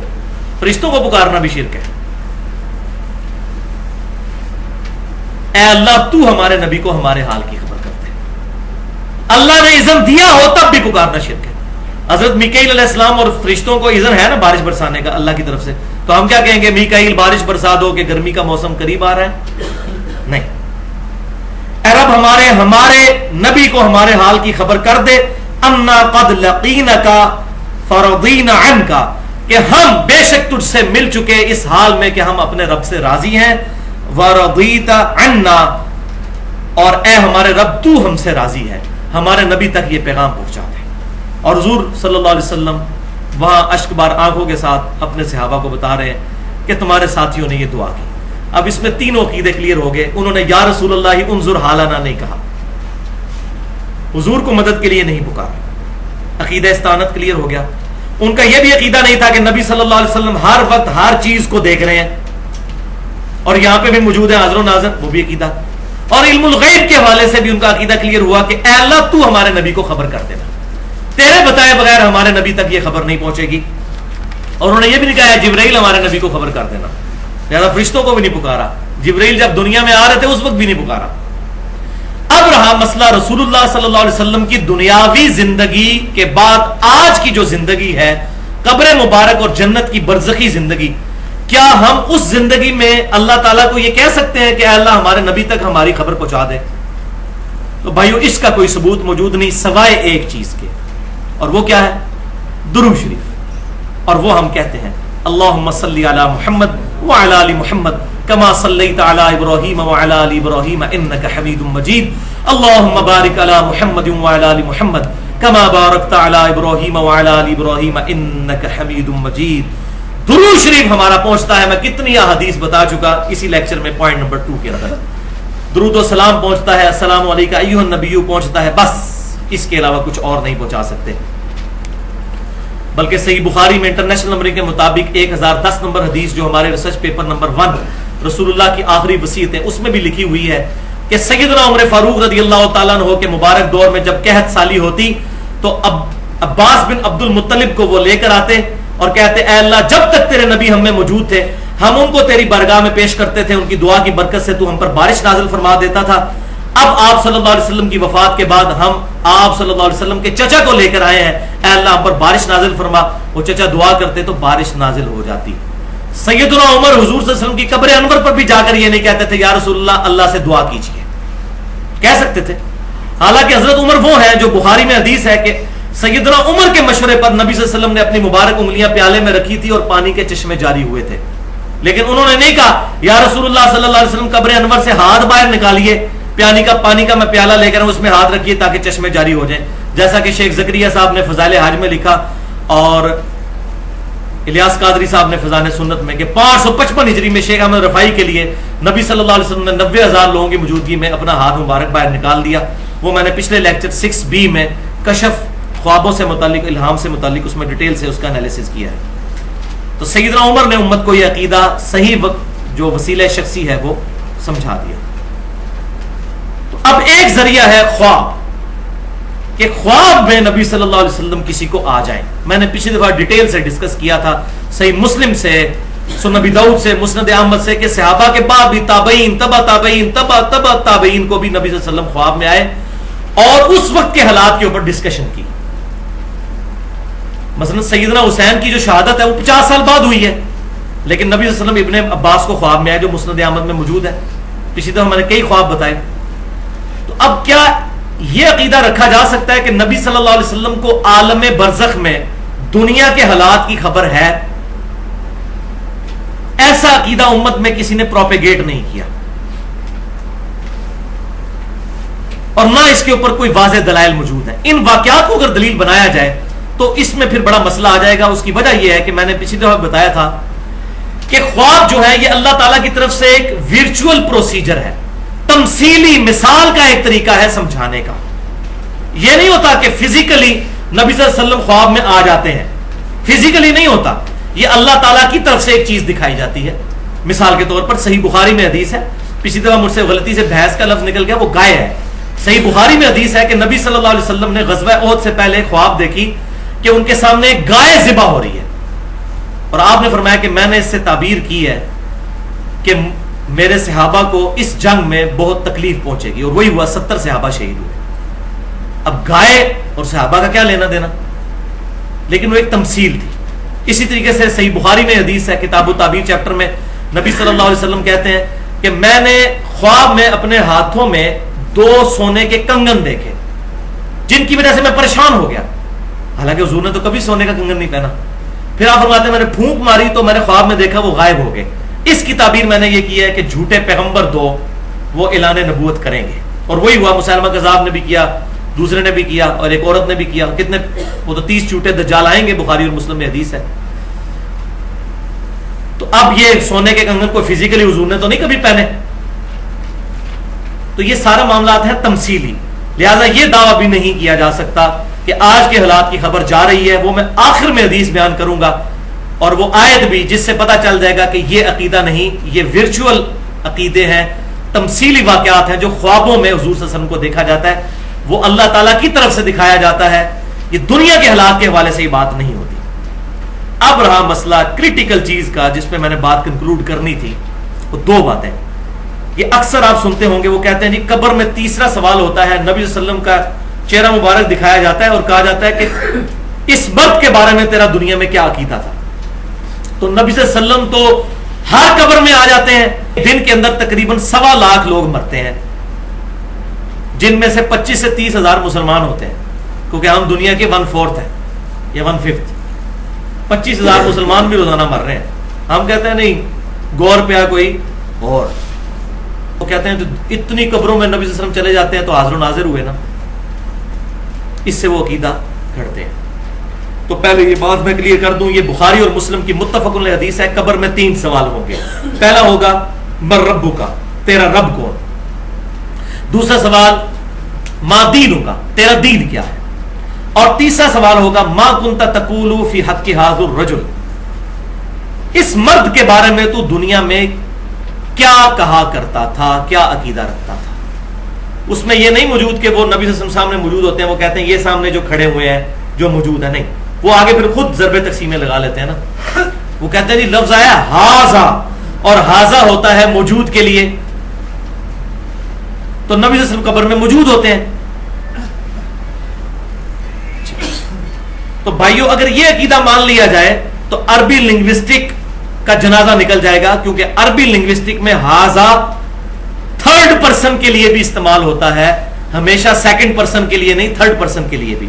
اور بخاری اور مسلم میں حدیث ہے کہ ابو سفیان رضی اللہ تعالیٰ عنہ، بعد میں تو مسلمان ہو گئے، جب یہ رومن امپائر میں گئے تو کیسر روم نے ان کو بلا کر پوچھا، اور اس میں اس نے لفظ استعمال کیے کہ حاضر رجل کے لفظ استعمال کیے کہ یہ مرد جس نے مکے میں دعویٰ کیا ہے نبوت کا، اس کے بارے میں تم کیا جانتے ہو، تم قریبی رشتہ دار ہو۔ تو کیا نبی صلی اللہ علیہ وسلم اس وقت روم میں موجود تھے؟ آپ کا تذکرہ ہو رہا تھا، تو سننے والے کو پتا تھا ہاذا سے مراد یہ 3rd پرسن ہے، تو یہ بخاری اور مسلم میں ہاذا کا صیغہ موجود ہے، جو واضح ثبوت ہے کہ 3rd پرسن کے لیے بھی استعمال ہوتا ہے۔ جواب پر ہی غور کر لیں، جواب میں بھی ہونا چاہیے تھا ہاذا محمد رسول اللہ، لیکن بخاری مسلم اٹھا کر دیکھیں، وہ مردہ جو مومن ہوتا ہے وہ کہتا ہے ہوا محمد الرسول اللہ صلی اللہ علیہ وسلم، وہ تو اللہ کے رسول محمد صلی اللہ علیہ وسلم ہے۔ اب وہ پاسٹ ٹینس وہ بات کر رہے ہیں غائب کے سیغے میں، ہوا، حاضر کا سیغہ نہیں ہے یہ، تو جواب ہی بتا رہا ہے کہ اس کی طرف اشارہ۔ اور بخاری میں ایک روایت جو ہے 1347، اس میں آگے الفاظ ہیں کہ نبی صلی اللہ علیہ وسلم کا نام بھی فرشتہ لیتا ہے کہ وہ رجل محمد جو تھے صلی اللہ علیہ وسلم، ان کے بارے میں تیرا کیا عقیدہ ہے؟ پھر بھی کسی کی تسلی نہ ہو تو مفتی احمد یار خان نعیمی صاحب جال میں لکھتے ہیں کہ جب اس کو کہا جاتا ہے کہ اس مرد کے بارے میں تیرا کیا عقیدہ ہے، تو مردے کو پوچھنا چاہیے نا کہ کون سا مرد، اگر سامنے نہ ہو تو وہ پوچھے جی کیڑے دی گل کر رہے ہو، کس بندے دی گل کر رہے ہو، کس بندے کی بات کر رہے ہو؟ تو مردہ تو کوئی نہیں پوچھتا کس بندے کی، اس کا مطلب ہے وہ سامنے بندہ موجود ہوتا ہے، تو یہ اشارتاً بات نہیں ہو رہی ہوتی۔ For the sake of argument agree, تو مفتی صاحب کو پتہ نہیں کہ اس حدیث کے ایک طرق نہیں ہے، یہ حدیث مسند احمد میں بھی اس کے 4-5 طرق ہیں، صحیح ابن حبان میں بھی، المستدرک للحاکم میں بھی موجود ہے، صحیح سند کے ساتھ مسند احمد میں جلد 6 پر پیج نمبر 140، 352 اور 353 کئی روایتیں موجود ہیں، جس میں یہ الفاظ بھی موجود ہیں کہ وہ مردہ پوچھتا ہے کہ آپ کس مرد کے بارے میں مجھ سے سوال کر رہے ہیں۔ مفتی صاحب کا سوال حل ہو گیا نا، وہ کہتے ہیں مردہ پوچھتا کیوں نہیں، تو جی پوچھ لیا مردے نے، کتنی حدیثوں کے ریفرنس، تو مردہ پوچھتا ہے کس مرد کے بارے میں، تو فرشتہ کہتا ہے محمد صلی اللہ علیہ وسلم کے بارے میں پوچھ رہا ہوں۔ اور دوسری روایت میں مسند احمد کی آتا ہے کہ فرشتہ کہتا ہے الذی کان فیکم الذی بعث فیکم، اس مرد کی بات کر رہے ہیں کہ جس کو اللہ نے تم میں پیغمبر بنا کے بھیجا تھا، تو پھر وہ جواب دیتا ہے کہ وہ محمد صلی اللہ علیہ وسلم تھے، یا گناہگار ہوتا ہے تو جواب ہی نہیں دے سکتا۔ لہذا یہ مسئلہ بھی مفتی صاحب کا حل ہو گیا کہ مردہ پوچھتا کیوں نہیں، مردے نے پوچھ لیا ہے کہ کس مرد کی بات۔ اور اس کانٹیکسٹ میں اس سے بھی بڑی دلیل وہ جامعہ ترمذی کی حدیث ہے، ایک حدیث دوسرے کی تفسیر کرتی ہے، جس کو شیخ البانی اور شیخ زبیر علی زئی صاحب دونوں صحیح کہتے ہیں، امام ترمذی نے بھی صحیح کہا انٹرنیشنل نمبر کے مطابق 3120، کہ قبر میں 3 سوال ہوتے ہیں، من ربو کا، ما دینو کا، من نبیو کا. تیرا رب کون ہے، تیرا دین کیا ہے، تیرا نبی کون ہے. اس میں تو ما کنتا تقولو فی حق ھذا الرجل ہے ہی کوئی نہیں ہے، وہ مسئلہ ہی ختم ہے. اور یہ بالکل ٹون بھی ایک طرح کی ملتی ہے. لہٰذا یہ حدیث بھی اس بات پر ثبوت ہے کہ مختلف انداز سے سوالات مختلف الفاظ کے ساتھ، ظاہر ہے ہر قسم کے لوگ بحث کرنے والے موجود ہوتے ہیں نا. کسی کے ساتھ من نبیوں کا بات ہوگی، کسی کے ساتھ یہ بات ہوگی، کوئی سمجھ جائے گا، ایمان والا تو سمجھ جائے گا کس کے بارے میں پوچھ رہے ہیں. جو زیادہ کیڑے نکالنے والا ہوگا وہ کہے گا کس کے پوچھ رہے ہو، تو اس کو پھر فرشتے کہہ بھی دیں گے یار الذی بعث فیکم الذی کان فیکم. تو یہ دنیا میں بھی صرف معاملات مختلف ہوتے ہیں، تو مختلف سوال جو میں نے اس کو سمجھانا اپروپریٹ، وہ ہر قسم کے بحث کرنے والے لوگ ہیں نا جو سیدھے سیدھے مسلمانوں کو من نبیوں کا کہے گا، نبی صلی اللہ علیہ وسلم. اب دیکھ لیں قبر میں 3 سوال ہونے ہیں، اللہ کے بارے میں، دین کے بارے میں، اور نبی صلی اللہ علیہ وسلم کے بارے میں. لیکن ہمارے علماء نے جو عقیدہ بنایا اس کے تحت تو سوال 2 اور بھی ہونے چاہیے تھے کہ تیرا مسلک اور فقہ کون سی ہے، کیونکہ دین اسلام تو کافی نہیں ہے. اور ہونا چاہیے تھا آپ کس امام کی پیروی کرتے ہو. یہ سارے بنائے ہوئے جو فیبریکیٹڈ امام ہیں ان اماموں کی ہم توہین نہیں کر رہے. عیسیٰ علیہ السلام کی توہین نہیں ہے، لیکن ان کے نام پر جو عیسائیوں نے ڈیوینٹی کلیم کی، عیسیٰ علیہ السلام کو اللہ کا بیٹا کا، کرسچینٹی کو کنڈیم کر رہے ہیں. ان کے نام پر جو ان لوگوں نے یہ فرقے بنائے، تو قبر میں ہی تو سوال نہیں ہونا تیرا امام کون ہے. تو قبر میں پہنچ کر نبی صلی اللہ علیہ وسلم امامت کے لیے کافی ہیں ہماری، تو دنیا میں بھی وہ ہمارے امام ہیں الحمدللہ، وہ امام اعظم ہے الحمدللہ صلی اللہ علیہ وآلہ وسلم.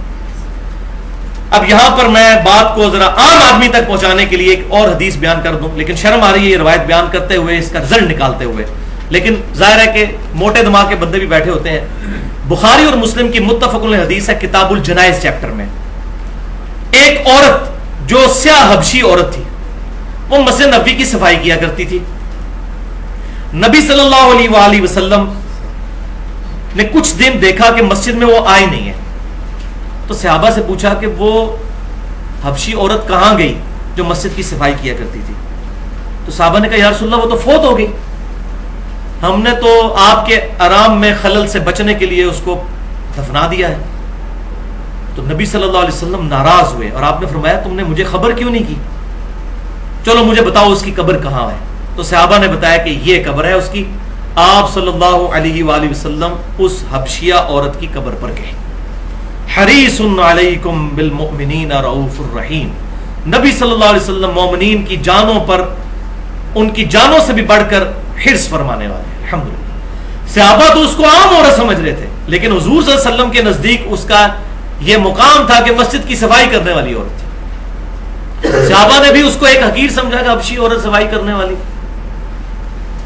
تو نبی صلی اللہ علیہ وسلم اس کی قبر پر گئے، قبر پہ جا کے جنازہ پڑھا.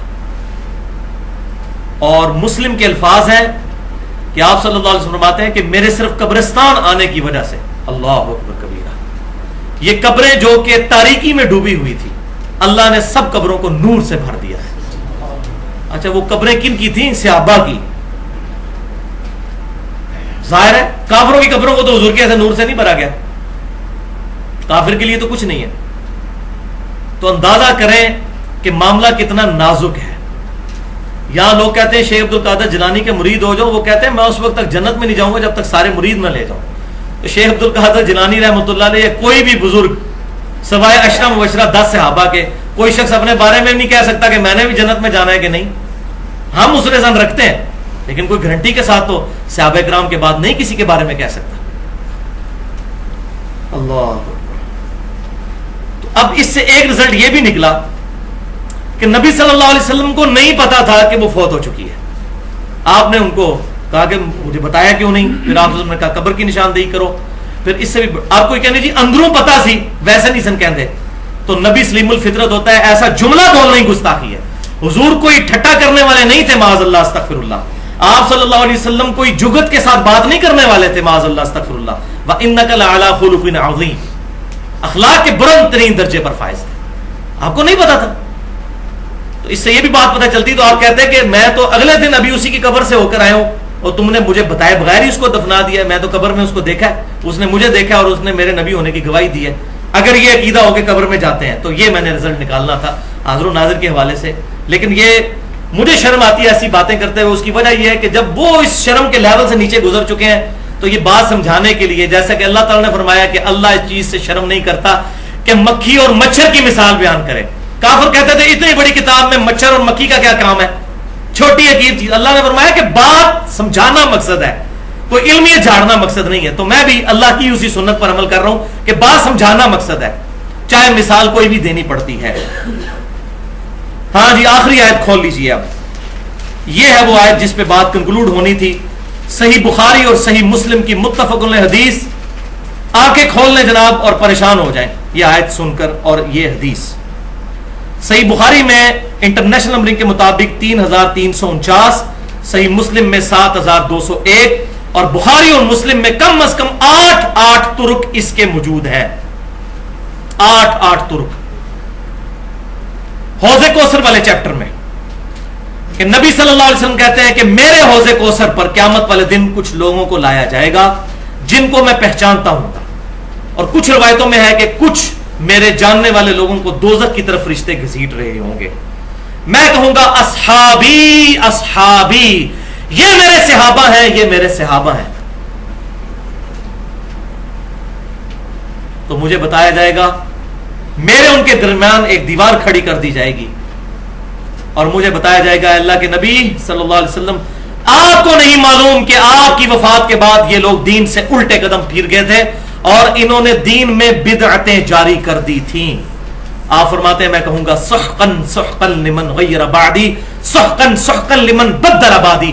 ان پر پھٹکار ہو, ان کو مجھ سے دور کر دو جنہوں نے میری وفات کے بعد میرے دین کو بدل دیا. والعیاذ باللہ تعالی. اور بخاری اور مسلم میں موجود ہے, راوی کہتے ہیں اس سے مراد وہ لوگ ہیں, وہ صحابہ ہیں جو حضور کی وفات کے بعد مرتد ہو گئے تھے, مسلمہ کذاب کے ساتھ مل گئے, منکرین زکات, کتنے قبائل مرتد ہو گئے. اسی لیے تو حضور نے فرمایا تھا, سنن ابی داؤد, جامع ترمذی اور ابن ماجہ کی صحیح حدیث ہے, علیکم بسنتی و سنت الخلفاء الراشدین المہدیین. وہ پوری حدیث اس طرح ہے کہ میری وفات کے بعد اتنے اختلافات پیدا ہو جائیں گے تو تم پر میری اور میرے خلفاء راشدین کی سنت لازم ہے. تو ہم الحمدللہ خلفاء راشدین کی تمام کے تمام قتال, چاہے وہ سیدنا علی کے ہوں یا سیدنا ابو بکر کے ہوں یا سیدنا عمر کے ہوں یا سیدنا عثمان کے, ان تمام معاملات میں ہم خلفاء راشدین کو حق پر مانتے ہیں الحمدللہ. تو یہ قبائل مرتد ہو گئے تھے, ہے صحابہ تھے, حضور کو دیکھا تھا ایمان کی حالت میں, لیکن بعد میں ایمان پر قائم نہیں رہے. والعیاذ باللہ تعالی. بڑا نازک معاملہ ہے, اس پہ میں نے بڑی خطرناک گفتگو بھی کی ہے. مسئلہ نمبر 34 کے نام سے منافقت کی تعریف, اس کی اقسام اور اس کی مثالیں, اور اس میں نے بتایا کہ بڑے بڑے صحابہ بھی ڈرتے تھے کہ ہماری ایمان پر موت ہو, ڈرتے تھے, اللہ سے دعائیں کرتے تھے. تو ایک روایت جس کا میں نے حوالہ دیا بخاری اور مسلم کا انٹرنیشنل نمبر, یہ حدیث آگے بھی چلتی ہے, اصحابی اصحابی, جو یہ اکثر ہمارے لوگ دوسرے مکتبہ فکر کے بھائیوں پر لگا رہے ہوتے ہیں کہ یہ بدعتی, یہ اس میں طویل خاص میں تو صحابہ کے بارے میں یہ جو بعد میں مرتد ہوئے. اصحابی اصحابی, آگے الفاظ ہیں کہ آپ صلی اللہ علیہ وسلم فرماتے ہیں, جس کا میں نے حوالہ پڑھا بخاری 3349, مسلم 7201, کہ میں اس وقت وہی کہوں گا جو عبد صالح عیسیٰ ابن مریم کہیں گے. سورۃ المائدہ کا آخری رکوع ہے, عیسیٰ علیہ السلام اپنے ماننے والوں سے اعلان برات کر دیں گے, تو حضور کہتے ہیں میں بھی اعلان برات کر دوں گا, میں اس وقت وہی کہوں گا بسم اللہ الرحمن الرحیم, سورۃ المائدہ آیت نمبر 117, آپ کے ریفرنس پہ آخری آیت نمبر 12. اور امام بخاری نے اس آیت کو ہیڈنگ بنایا کتاب التفسیر چیپٹر میں, وَكُنْتُ عَلَيْهِمْ شَهِيدًا مَا دُمْتُ فِيهِمْ. اے اللہ جب تک میں اپنے ان صحابہ میں موجود تھا ان پر گواہ تھا, ان پر گواہ تھا, یا حاضر و ناظر, اس وقت تو سامنے موجود تھے. فَلَمَّا تَوَفَّيْتَنِي, لیکن جب تو نے مجھے پورا کیا, اٹھا لیا, كُنْتَ أَنْتَ الرَّقِيبَ عَلَيْهِمْ, اس وقت تو ہی ان پر گواہ تھا. وَأَنْتَ عَلَى كُلِّ شَيْءٍ شَهِيدٌ, اور ہر چیز پر گواہ حاضر کے بجائے عالم و ناظر تو ہی ہے, یہی ہوئی شہید لفظ. یہاں پر اب شہید لغت کے معنوں میں آیا ہے, اصطلاح کے معنوں میں نہیں, کہ اللہ تعالیٰ ہر چیز پر گواہ ہے. یہ وہ ہے, وہ شہید ہے, وہ تو امت بھی ہے شہید, شہادت علی الناس. تو جب تو نے مجھے اٹھا لیا پھر تو ہی ان پر گواہ تھا. اور اگلی آیت پھر چلتی ہے, اللہ اب یہ تیرے بندے ہیں, چاہے ان کو عذاب دے چاہے ان کو بخش دے. تو اللہ تعالیٰ فرمائے گا آج کا دن وہ ہے جس دن سچوں کو سچا عقیدہ نفع دے گا, بخشش کوئی نہیں ہے جس نے نبی صلی اللہ علیہ وسلم کی مخالفت پر عقائد کھڑے۔ اس حدیث کے ساتھ بخاری اور مسلم میں مشہور تابعی جو یہ حدیث روایت کرتے تھے عبداللہ بن ابی ملیکہ رحمۃ اللہ علیہ، وہ کہا کرتے تھے، اور وہی ہماری آخر میں دعا ہے۔ اسی حدیث بخاری اور مسلم میں، یہ دیکھیں کیسی کرامت ہوئی ہے، یہ آخر میں دعا بھی وہی آ رہی ہے۔ بخاری اور مسلم کی یہی اصحابی والی حدیث کے اینڈ پہ دعا ہے۔ عبداللہ ابن ابی ملیکہ کہتے ہیں، اے اللہ ہم تجھ سے دعا کرتے ہیں کہ تیرے نبی کی وفات کے بعد ان کے دین سے الٹے قدم نہ پھریں، آمین۔ اللہ تعالیٰ سے دعا ہے جو حق بات میں نے کہی اللہ تعالیٰ ہمارے دلوں میں راسخ فرمائے۔ اگر جذبات میں میرے منہ سے کوئی غلط بات نکل گئی تو اللہ تعالیٰ ہمارے دلوں سے محو کر دے، ہمیں کتاب و سنت کی تعلیمات پر عمل کر کے دوسرے بھائیوں تک پہنچانے کی توفیق عطا فرمائے۔